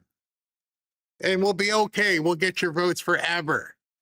I'm telling you, there's going to be some people watch this. I'll get some nasty emails, but damn. Oh, education. Ashley was a teacher. She has told me the nightmares. They can't do anything. You might as well send kids to school in the black community with extra diapers because that's all they can do. Eat and poop themselves. Sound harsh? Because I'm pissed off. The Democrats fear losing their voting block more than helping people, because that's what would happen. The more people would get helped, the more people would realize you've screwed us for 60 years. They don't like talking to me because I bring them fact. I'll tell them straight up. And there's no comeback to it. The only way out of it, cold comfort for people of Memphis. I think Georgia is a good example about how to push back. How did the Democrats take back Georgia? Have a Jewish and a black senator. Big turnout among black voters who are upset. Stacey Abrams obviously organizing. It also included a lot of former Republican voters who are... You won't hear it. How do we take this back? How do we do it? How do you help the people in these communities? I don't know. It ain't about that. Go ahead and watch the news tonight and see how many people talk about how can we fix the community? How can we do this? How can we get this back? How do we fix that? It's not about that. It's about, getting your vote. All of them. MSNBC, CNN, that's all they talk about. How do we get the vote back? What do we need to do? Right now, if I was a Democrat, here's what I would do. I would do exactly what I've been saying. Hey, listen, I'm going to go in the hood. I'm going to get these people to vote for me. I'm going to show them their way out of this. I'm going to lose probably 90%, but I'm going to get 10. If I can get 10, that's a start. And I'm like, listen, we're going to show you a remedial program. We're going to show you AI. We're going to show you how to write scripts for AI. We're going to show you how you can clip a video from a 2-hour-long podcast and make money from it. We're going to show you how you can possibly be a hawk out there looking for properties for investors. I want to show you all that. Now, the only thing I need to show you if I'm a Democrat politician is how to push the right button. Just push the button and you get free stuff. Upset about Donald Trump in the Atlanta suburbs. They weren't happy with the way the party was going. That same coalition's going to have to get together and maybe on top of that, reaching out to rural voters, white voters who are unhappy with the way Donald Trump's screwing up the farm economy. And I wish that there was a more grand strategy I could offer than that kind of just rank politics, but that's it. That's the coalition in the South to win back some of these districts. So I wish I could offer you some different things, but all it's about is that. You got large populations, humongous populations, black populations, Chicago, Baltimore, Detroit, St. Louis, Philadelphia, decades, some a century plus of Democrat rule. And what do we see come from it? Crime, poverty, family breakdown. Don't even let me get started on church. But somehow they have perfected the blame game. They have blamed it on Republicans. They have blamed it on Trump. They have blamed it on white voters. This isn't about race. This isn't even about helping people. It's that their coalition of free, well, not free because we've been paying for it for 60 years. The coalition of the inept, we can call it. The coalition of the dependent. That's what they want. They don't want you to get better values. If they did, this wouldn't be the case.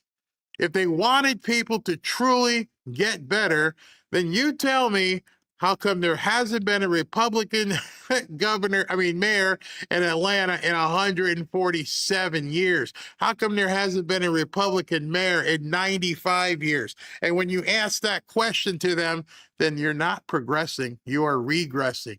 You are going back to the days before Jim Crow. Shame on you. What's wrong with having a work ethic? What's wrong with having law and order? Those are all racist. What's wrong with having school choice? What's wrong with keeping it in your pants? It's all racist. The Voting Rights Act was a victory supposedly for freedom, but the left used it to create a completely new dependency class. They didn't empower Black Americans to succeed. They empowered themselves to stay in power. That's why they're freaking out. And the crime stats don't lie. The birth rates in wedlock don't lie. Black Americans they're only 13. We are only 13% of the population and a completely disproportionate share of violent crime. And it's not because of skin color. It's because of culture and an ideology that has been nurtured for 60 years. That's why the hood is the hood. That's why when you drive through the hood, you still see it like it was in 1970 or 1980. It's a time warp. Nothing has changed. I drive by them all the time. You probably do it. And yet nobody on television wants to talk about it. Why did this great society plan turn into a trap where families were stronger back then for Black Americans facing Jim Crow? And now it's just desolate. It's disgusting. You have fed, in some instances, force-fed Black people their housing, their transportation, their food, and then you expect somehow for the animals not to have become dependent. Shame on you, Democrats. Absolutely frickin' shame on you. You did this to yourselves, and hopefully now, with the eradication of these voting rights craziness, you actually got to get off your duff and go do some work. And hopefully there's enough people in there who can have an open mind and change the way they're thinking. You disgust me. Disgust me.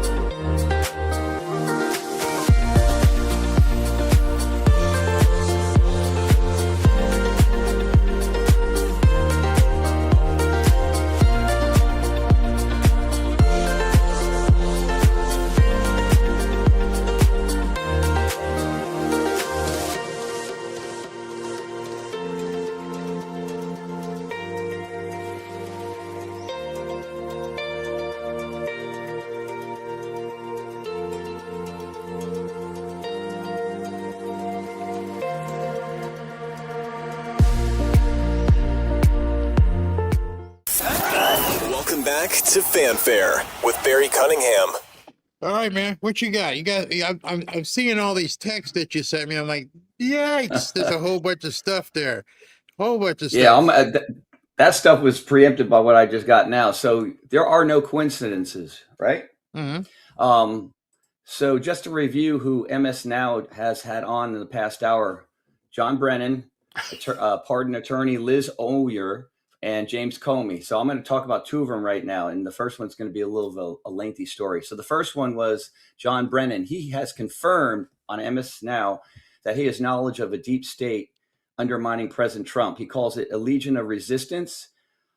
He says the following: there's still a legion of professionals in the law enforcement environment, Department of Justice, as well as the CIA and other places, the ones who are refusing to follow politically motivated prosecutions, those who are refusing to support any type of political activities in the part of the Trump administration that are inconsistent with the authorities, the responsibilities of the intelligence community, law enforcement community, and Department of Justice. Code word: anti-Trump deep state.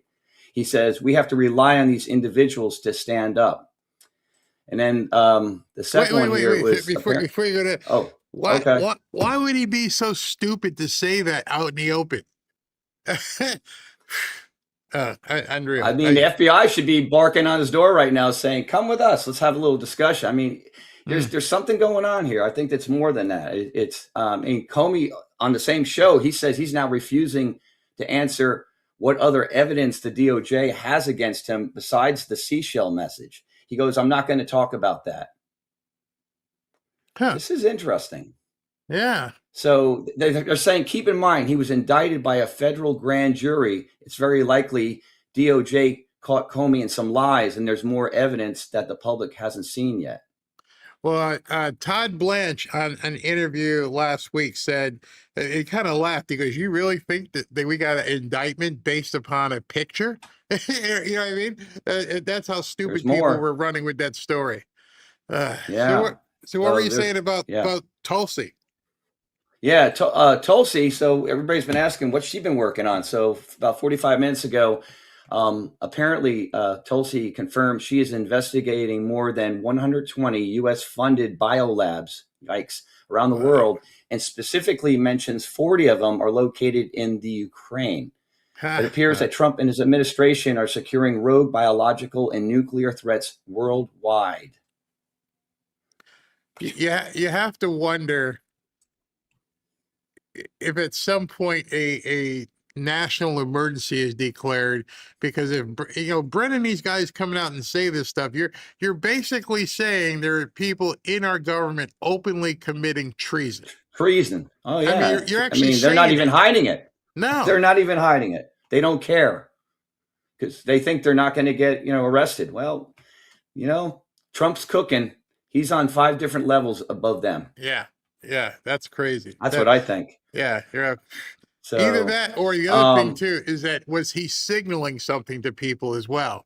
That because there's a reason why MS Now would put him on the air is because they know this guy's going to come out. Same thing with Mark Elias. I'll show you him later, but go ahead. Okay. No, I was just going to say that maybe he's telling the people to become activated, almost like these, the cells, right? I mean, I don't know, man. It's getting really crazy. Yeah. But here's some crazy stuff, just on a side note from California. So it's the official Democratic Socialists of America organization has just endorsed billionaire Tom Steyer for governor of California. Wait, what? I thought they don't like billionaires and trillionaires. The same thing with the black community. The socialist community ain't that bright. I mean, hey, who's funding your No Kings protest? Oh, billionaires. Oh, Soros. Yeah, it's crazy, absolutely crazy. and the insane stuff that AOC said about billionaires. Yet they're taking their money to try and do their socialist stuff. That makes sense. Unbelievable. And just to let you know, in case you see something, so Trump is going to be hosting a law enforcement leader from groups like the National Association of Police and Sheriff's Association tonight. But I grokked it, and it says it's probably unlikely to be broadcast live. They may clip some stuff, but you never know. He might decide to go, hey, so I will. I This will. could be I will. I will definitely check it and be watching accordingly. Okay.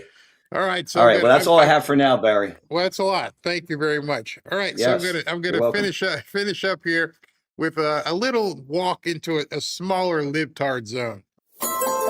No man should ever enter where we are going. Beware what lurks in the depths of the libtard zone. Number 10. In period of time, we do have these structural problems that need to be addressed.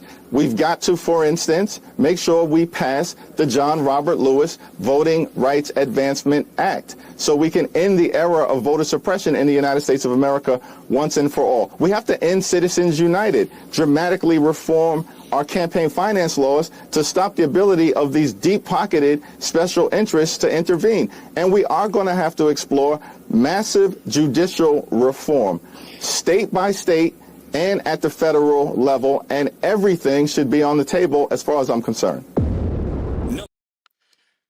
Okay, lot to unpack right there. Okay, so we're gonna do state by state, level by level judicial reform. That's a bumper sticker. What does that mean? Well, it means we want to pack the court. That's exactly what that means. They want to get rid of Citizen United while at the same time allowing billionaires to fund their anti-Trump stuff. These people just lie and lie and lie, and you can tell his breathing is becoming more animated. He's freaking out. You're never going to get this done by November. It's not going to happen. So what they're going to try and do is say Trump stole the election because of voter suppression, when how are you going to, how is one person, not a whole bunch, how is one person being suppressed? Just tell us, one. Oh, they got no ID. The same old thing every 2 and 4 years.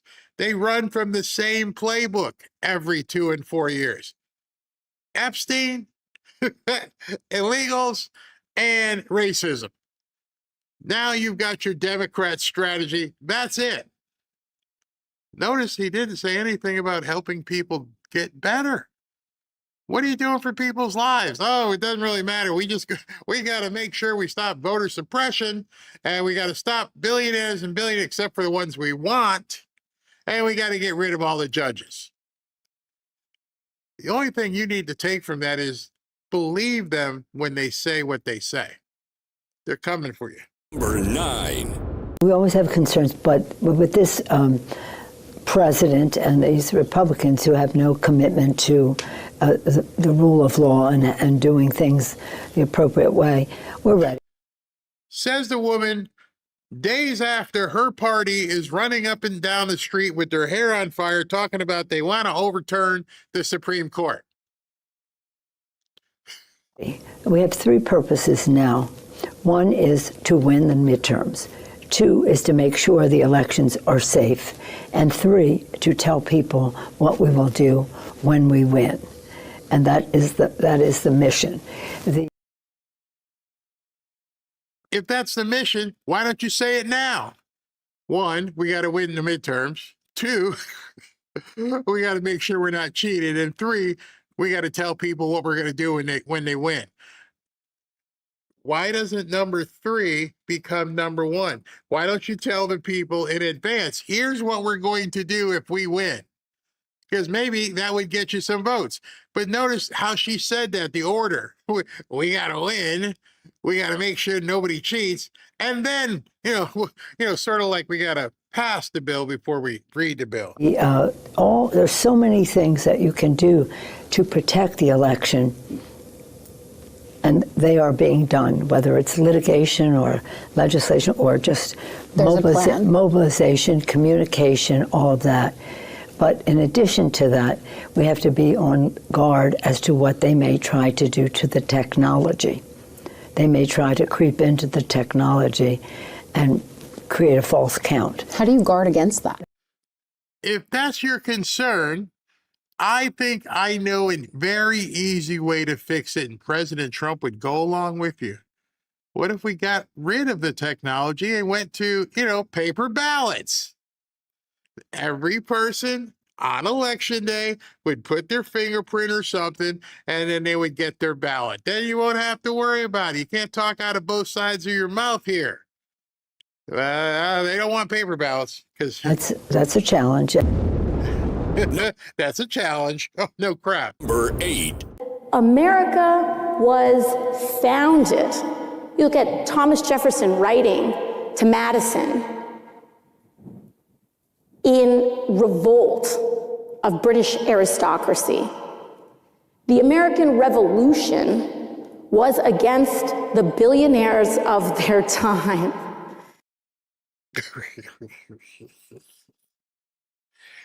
I hope the Democrats give her a much more expanded role. I could only hope that they put her out there. I don't know, maybe she's going to have to debate J.D. Vance. Something, please put her out there. I beg of you, Democrats, please make this woman more prominent. She talks to dummies, and even the dummies, you're not making any sense here. She's sitting next to David Axelrod, and I can't believe he didn't say, just shut up. And we're declaring independence from such an extreme marriage of wealth and power and the state that the voices of everyday people did not exist.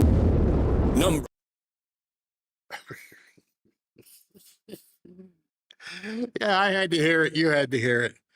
That woman, you say people are dumb as box of rocks, but in this regard, I think we'd be insulting the box of rocks. Number 7. This decision has revived the debate within the Democratic Party about potentially adding more seats to the Supreme Court. Would you, Senator, support an effort to add more seats to the Supreme Court, to expand the court? Well, remember, there's a corrupt shadow hanging over the Supreme Court. Some of these same members that are voting on decisions like this are accepting gifts from billionaires. We have RVs, lavish vacations. It's a corrupt court. The highest court in our land has a low. It's a corrupt court. Still wait until you hear if he answers the question, but he's telling you the reasons why we need to get rid of the Supreme Court. So right now, the Supreme Court is firmly in the crosshairs of these people. They want to take down the Supreme Court. That is what they feel at this point is holding them back, because they're completely lawless. And because they're lawless, the only people, the way our system is set up, it would be the Supreme Court to put them back in their place. And they keep getting spanked. And so we need to get rid of the Supreme Court. As we move towards November, forget the panicans, forget the grifters. If you just know what these people have in store for this country, if you just understand what they want to do, there would be, I don't care if you have to hold your nose and vote. There's no way you would want these people back in power, ever. I don't care there's no way you'd want these people in power. Ethics laws. Number 2 is that the Supreme Court clearly within our power. I lead one of these pieces of legislation with Senator Whitehouse and others to give term limits to Supreme Court members. That could go a long way in curing this. The Supreme Court desperately needs reform. It is a corrupt court, and in my opinion, it is a court that needs reform, and I will continue to lead on those things. Do you support, though, adding additional seats? Is that something you would back?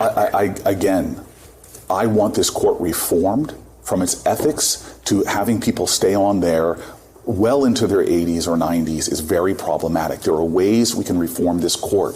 But as a precursor to that, it means changing Congress, because this Congress, even when the Supreme Court said in Rucho versus Common Cause that partisan gerrymandering was anti-democratic, the vote in the Senate and the House was along party lines. Republicans supporting partisan gerrymandering and every Democrat saying we should end this. If we want change to what the Supreme Court is doing, we have to change Congress. So are you saying that you would go ahead and put term limits on Congress too? Nah, you're not talking about that. You're not talking about getting these old dinosaurs out of Congress. You just want to just change the Supreme Court. They are going to be coming for the Supreme Court. It's no doubt. Number 6. Your challengers have accused you of mismanaging that response on a number of levels. Spencer Pratt personally blames you for his family losing their homes in those fires. Are you responsible for what happened there and the mismanagement that did occur in those fires and the response to them? Let me just say that as the mayor of the city, the buck stops with me. That is very, very clear. What was true of our city, but not just our city, our region, our county, was that we were not prepared because let me just tell you, with climate change.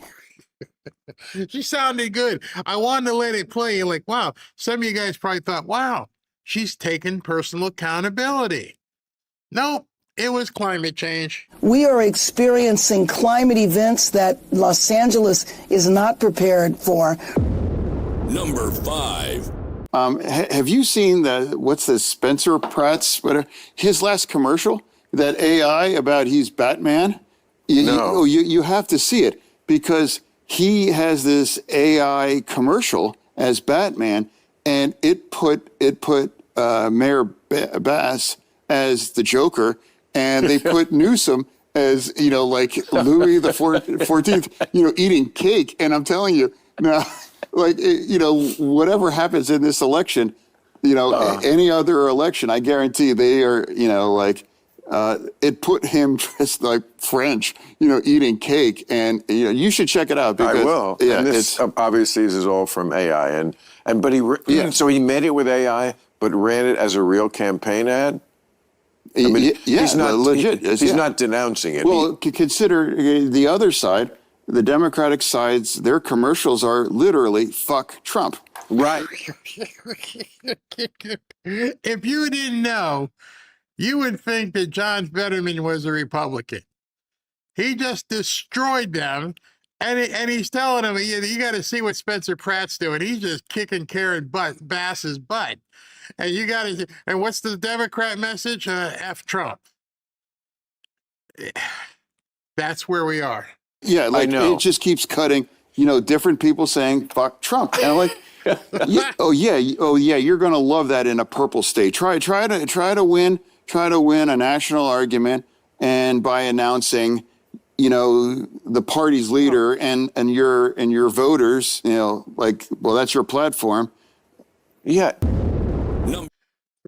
I don't know how John Fetterman became the reasonable one who can see more clearly. I don't know. Maybe he had a stroke and things opened up. But even he's smart enough to know, and I'm not putting any credence into him voting a certain way, but he's smart enough to know that's not a good strategy. Katie Porter just saying F Trump. In fact, her saying F Trump underscores her other problems. As you're saying F Trump, people are looking at you like, oh, that's the one who poured potatoes on her husband. And that's the one who yelled at her aide and said, get the F out of my shot. This is just your personality. It's not Trump. You're crazy. Wow. Number 4. Now, we are here, even though it is very quiet. I would just like to remind everyone that it is an active construction site. And it is a site that we are building for the few New Yorkers who can be louder than an active site, which is New York's cutest. And this fall, it is a center that will be transformed into New York City's first ever on-site childcare program for municipal employees. This is a site that will be 100% free with the child. In addition to not understanding how to define the word racism, Democrats can't understand or define the word free. So it's going to be free. You can bring your kids over and do whatever they want, and it's free. So how you paying for it? What do you mean it's free? No, seriously, how are you getting a building and renovating it and staffing it and letting everybody bring it? Well, how's it free? Socialists can never, ever define that. It's worse than fair share. Free and fair share mean absolutely nothing to these people. How is it free? Huh? Watch their faces when you ask people that. Because, they'll just tell you, well, we're going to collect taxes. Then it's not free. And you're telling me you're putting up basically a Grand Central terminal for all the municipal employees in the entire city to drop off their kids. How many kids are you going to have in this one facility? Oh my goodness. Care that it provides. It'll provide full day care from children as young as 6 weeks to as old as 3 years old. And on April 30th, these applications will open for every single worker in the David Dinkins building, as well as every single DCAS employee, regardless of their location across the city. This will be managed in-house by DCAS and operated by a contracted childcare provider that we will be announcing later this spring. Is the contracted childcare provider doing it for free? I mean, since it's all free, right? How much are you paying them? Hey, would you drop your kids off to this petri dish? Now, this is a building of over 1 million square feet of office space and more than 2,000 city employees from over a dozen agencies. Now, for too many of those employees, finding affordable childcare has long been one of the greatest obstacles they faced. What could possibly happen? 1 million square feet of a building, and I'm sure you won't lose any kids. This has got nightmare written all over it. These people don't think clearly. We never want city workers to have to choose between a job that they love and raising their kids in the family, in the city that they call home. Number 3. So, Maura, we've talked about just sort of the political reality of it all. Yeah. And I do think, I always thought that this would end up hurting Republicans at the end if they got their wish. But let's talk about the other side of it, which is, of course, the Civil Rights Act, gutted yet again. This has been the rights dream since the Civil Rights Act was passed. Yeah, I mean, I think to Jonathan's point, we actually don't know what this means for the national Republican or Democratic Party overall. That's going to play out. What we do know so far is that Black political power in the South and therefore in the country has been severely diluted. Black political power. I want to basically underscore this to you because you guys need to understand when you're talking, hopefully, to people in your circle. This has nothing to do with increasing the betterment of the Black community and of the hood. None of them talk about it. I have to struggle to find, and I can't find anybody who will say it. You had an opportunity right there and say, you know what, we're going to go into the hood areas. We're going to show them how they can be more vocational and prepared. We're going to show women how not to just be sleeping around. We're going to show guys how not to keep it in your pants. We're going to show how you can progress. Oh, I'm sorry. It's just about votes. Kneecapped. And that's both in terms of representation, so the ability of these voters under Section 2 to choose someone who often happened to be Black, but not always, as is the case with Representative Stephen Cohen in Memphis. But also in terms of the voting bloc. So I think it's really important that even though what Jonathan says has a lot of truth to it, it's also true that because of the gutting of the Voting Rights Act, these voting blocs have been split, not in two necessarily, but fractured, which actually makes it very difficult to have a moderating effect, likely, on these other districts. So it's going. What is she talking about? You just heard her. What is she talking about? Well, I can tell you what she's not talking about. She's not talking about doing anything to improve people's lives. And the worst part about it is me even having to say that. I don't think government should have to improve people's lives. I think government, as I've said many a times, get out the way and let people do what they need to do to improve their own lives. The biggest prescription for the so-called Black community is to stop treating them like they're farm animals. Stop telling them they got to come in and get fed twice a month. Show them, hey, listen, go out there and work and harvest and do what you need to do. But no, they won't do that. It'd be hard in Tennessee, for example, looking at the map. You know, Black voters might be 20% of a district, that is overwhelmingly MAGA, that's not really going to help them get fair representation. So I think that... See what I mean? It's all about representation, who's going to get elected. What about if the black people in these certain communities just wanted to, I don't know, get better jobs?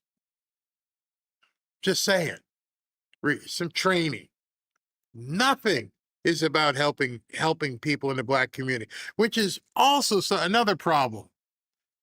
I don't see anybody talking about the Asian vote. I don't see anybody talking about the Hispanic vote. I don't see anybody talking really about the white vote.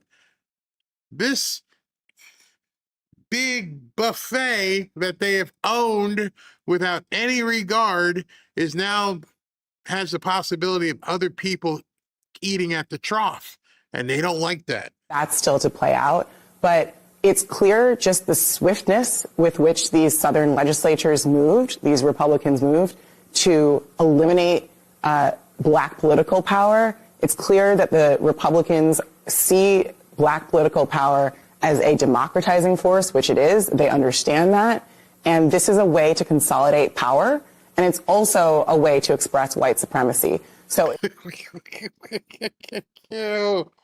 Oh, she had to tie all that together after she said the word power 3 times in one sentence.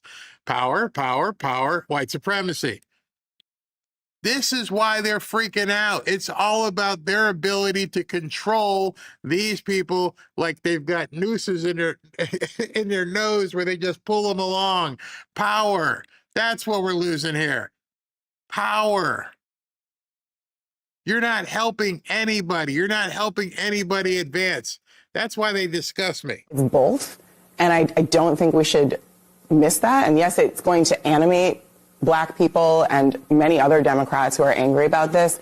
But I mean, you know, Joe, because you are from the South, that what the South experiences is not unique. It's just in some ways more American. So I think a lot of Americans who are outside the South should take this as a wake-up call that their own rights are under threat. This is an attempt, I believe, to steal an election. And it may not work, you know. I believe in democracy. I believe in the ability of people to organize. But make no mistake, this is devastating. And the gravity of this is only beginning to make itself felt. Good.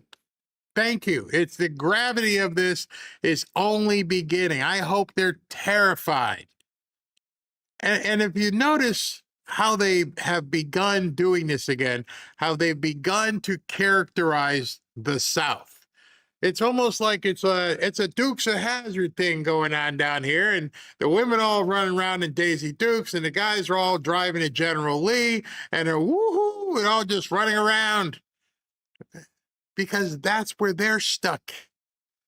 I remember in college when I went on my first spring break and people said to me, "You're going down south?" Well, what happens down south? Aren't there just like bars and pretty girls and stuff? Oh, you got to be careful down south. We were warned about going down south. I'm like, well, what the heck happens down south? Nobody told me I need to be worried about going down south. You're black. So what happens? Oh, you can't go down south like that. You think I'm lying? I was actually told that. And this is what they're trying to portray again, is that it's people in the South. And I'm like, well, I live probably, if you count the Keys, probably an hour from the end of the earth. I'm about as down south as you possibly can be, unless you're at Key West. And we have running water. We have computers. I wish there were more, women walking around with Daisy Dukes. I haven't seen a General E. Lee type car in quite some time. So we got big, tall buildings. We have cars. We have these things called cars. We have trucks. We have malls. Just like you do. What the hell are you talking about down south? That used to be something people were told. That was a fear tactic. They told people from up north, watch out when you go down south. I didn't know what a down south meant. And then I realized it's very, very nice down here. We got beaches and oceans, and it's just beautiful. We have good time. We have friends. It's down south. Number 2. Well, it's critically important to me that we investigate, and to the extent that we can, hold this president and his administration accountable for their abuses of power. In Illinois, we have the Illinois Accountability Commission to address what happened with Operation Midway Blitz as ICE agents terrorized our communities. He's not always going to be president. But we have to be a check, we have to fight, and we have to stand up, and that's what people deserve, that we hold this president accountable, and that's what I'm going to do when I get to the Senate. Oh, so you're running for office. That's the lieutenant governor, I think, of Chicago, and she's running for office, and what her plan is to be a check on Trump. I wonder if the people in Chicago know, the people who haven't had a Republican mayor in 95 years know that she's going there for the sole purpose of putting Trump in check. Can't help you with everybody getting shot on the weekends. I'm out of here. I'm going to go to Washington now, okay? Just letting you know. Number 1.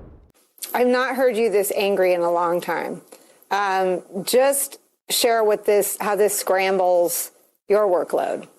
All right, just so you guys know, the guy on the left, the bald head guy, is Mark Elias. He's the Democrat pit bull. All he does is sue. He's one of the big major proponents of lawfare. And he's all angry and he's all pissed off. Look, I mean, in the end, here's why I'm angry. In the end, Democrats are still going to take control of the House. Okay? Well, if in the end the Democrats are still going to take control of the House, then what the hell are you angry about? Doesn't make any sense. Those two things don't jive. I don't know. You tell me. That's the good news, right? In the end, I think Democrats still could win the Senate. In the end, politics will be politics. But the reason why I am so angry is because the Supreme Court of the United States chose to strike down a law that was passed in 1965 that Congress was in dialogue with the court, over in the 1970s and 1980s. And for the last 40 years, we have lived under a set of principles that all players have accepted as a fair, level playing field. And then a group of white Louisianans decided to challenge a map, and the U.S. Supreme Court ordered the parties to argue a case that none of the parties wanted, which was whether the Section 2 of the Voting Rights Act was still in effect under the right test. And then the parties did it, and they chose to issue an opinion in the middle of May while primaries were going on. And then the U.S. Supreme Court thought, you know what? Sure. He sounds like a guy who thinks they're going to win in November. She's like, yeah, we're still going to win November. Oh, really? Take a breath. Breathe. Don't blow a gasket here. Understand. You're still in charge here, right? You're going to win in November, right? In the end. That's what you just kept saying. Somehow what you said doesn't jive with what we're seeing. Your mouth is foaming and all kinds of stuff.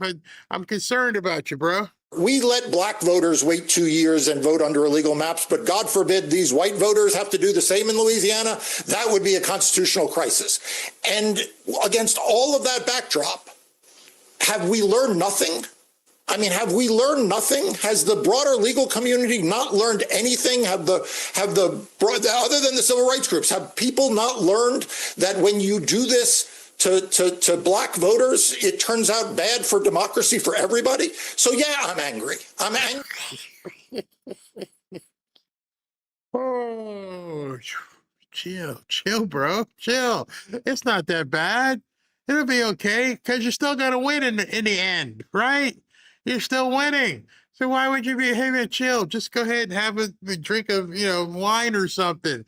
It's okay. You're winning. Because of the appalling silence that's going on right now around this case and the aftermath. He's winning. If you put him next to, I don't know, President Trump, and you watched President Trump talking to the football team today, and you heard him screaming, who's really winning? We're going to win so much, you may even get tired of winning, and you'll say, please, please, it's too much winning. We can't take it anymore. Mr. President, it's too much. And I'll say, no, it isn't. We have to keep winning. We have to win more. We're going to win more. Heck, I don't know the contrast. Once again, looking at that versus him, and he was the one who said we're gonna win. I'm not here. Let me just see if I can cue it up again. Where is it? Where is it? Hold on. Let me bring it up because I don't care. We're gonna win. And sorry about this. I just want. Here we go. Here we go. Like, look. I mean, in the end, here's why I'm angry. In the end, Democrats are still going to take control of the House. Okay, like that's the good news, right? In the end, I think Democrats still could win the Senate. In the end, like politics will be politics. But the reason why I am so angry is because the Supreme Court of the United States chose to strike down a law that was passed in 1965.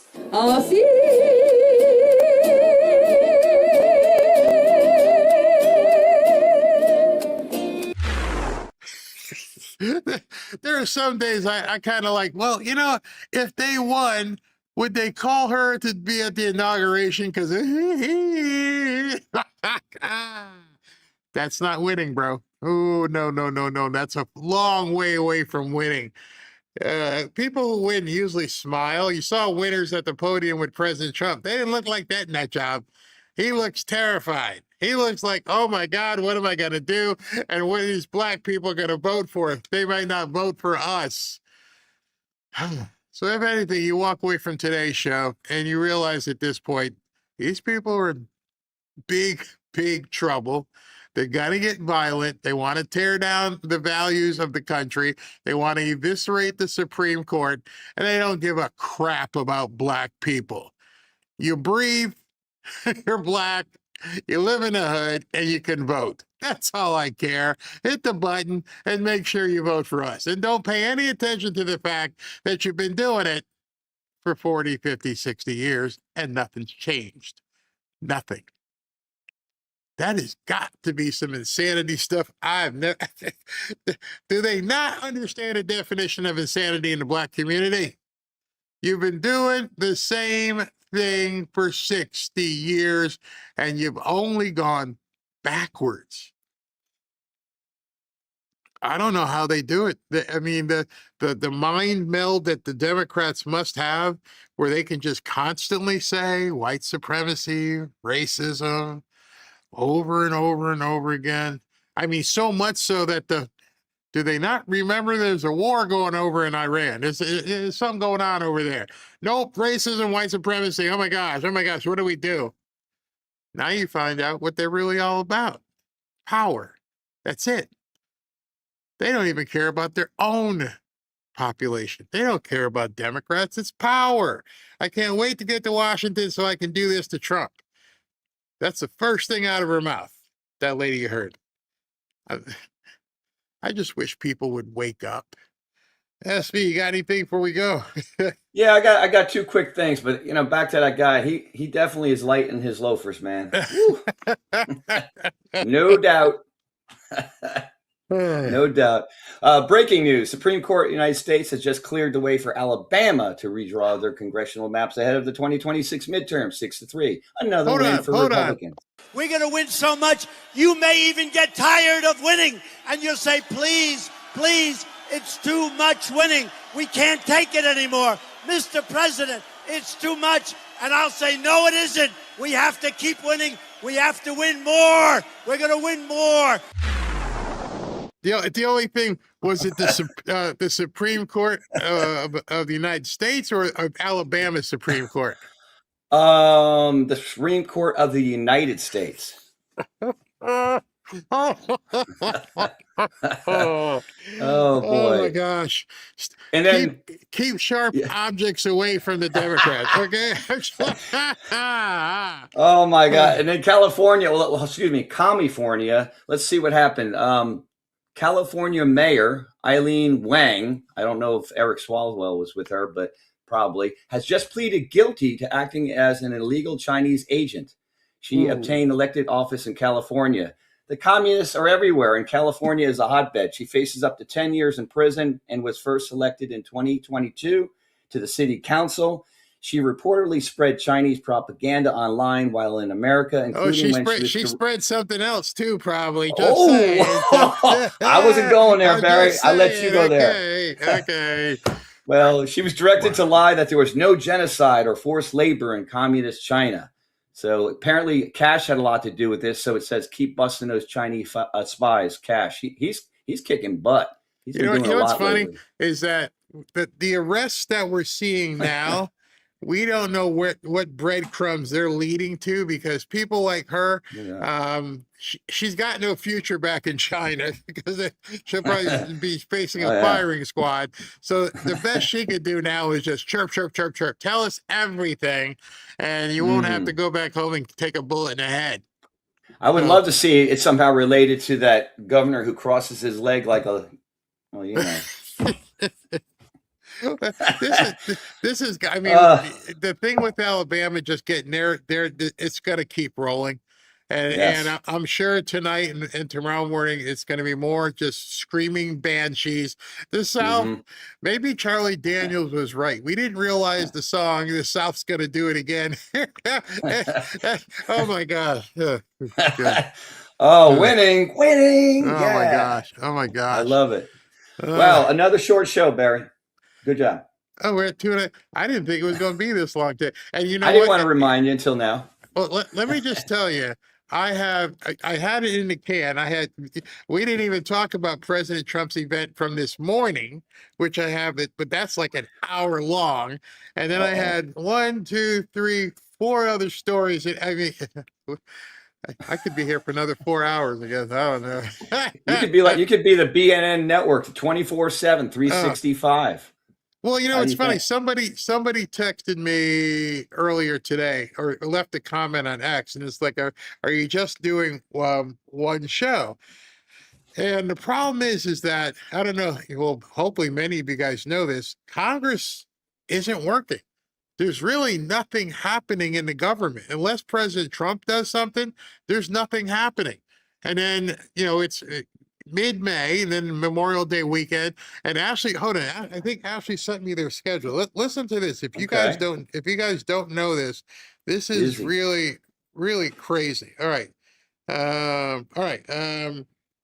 Congress will be headed home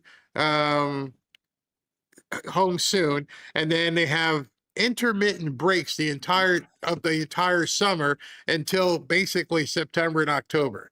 And so if we're not going to see anything happen with Congress, the only thing we can expect to see is President Trump doing stuff.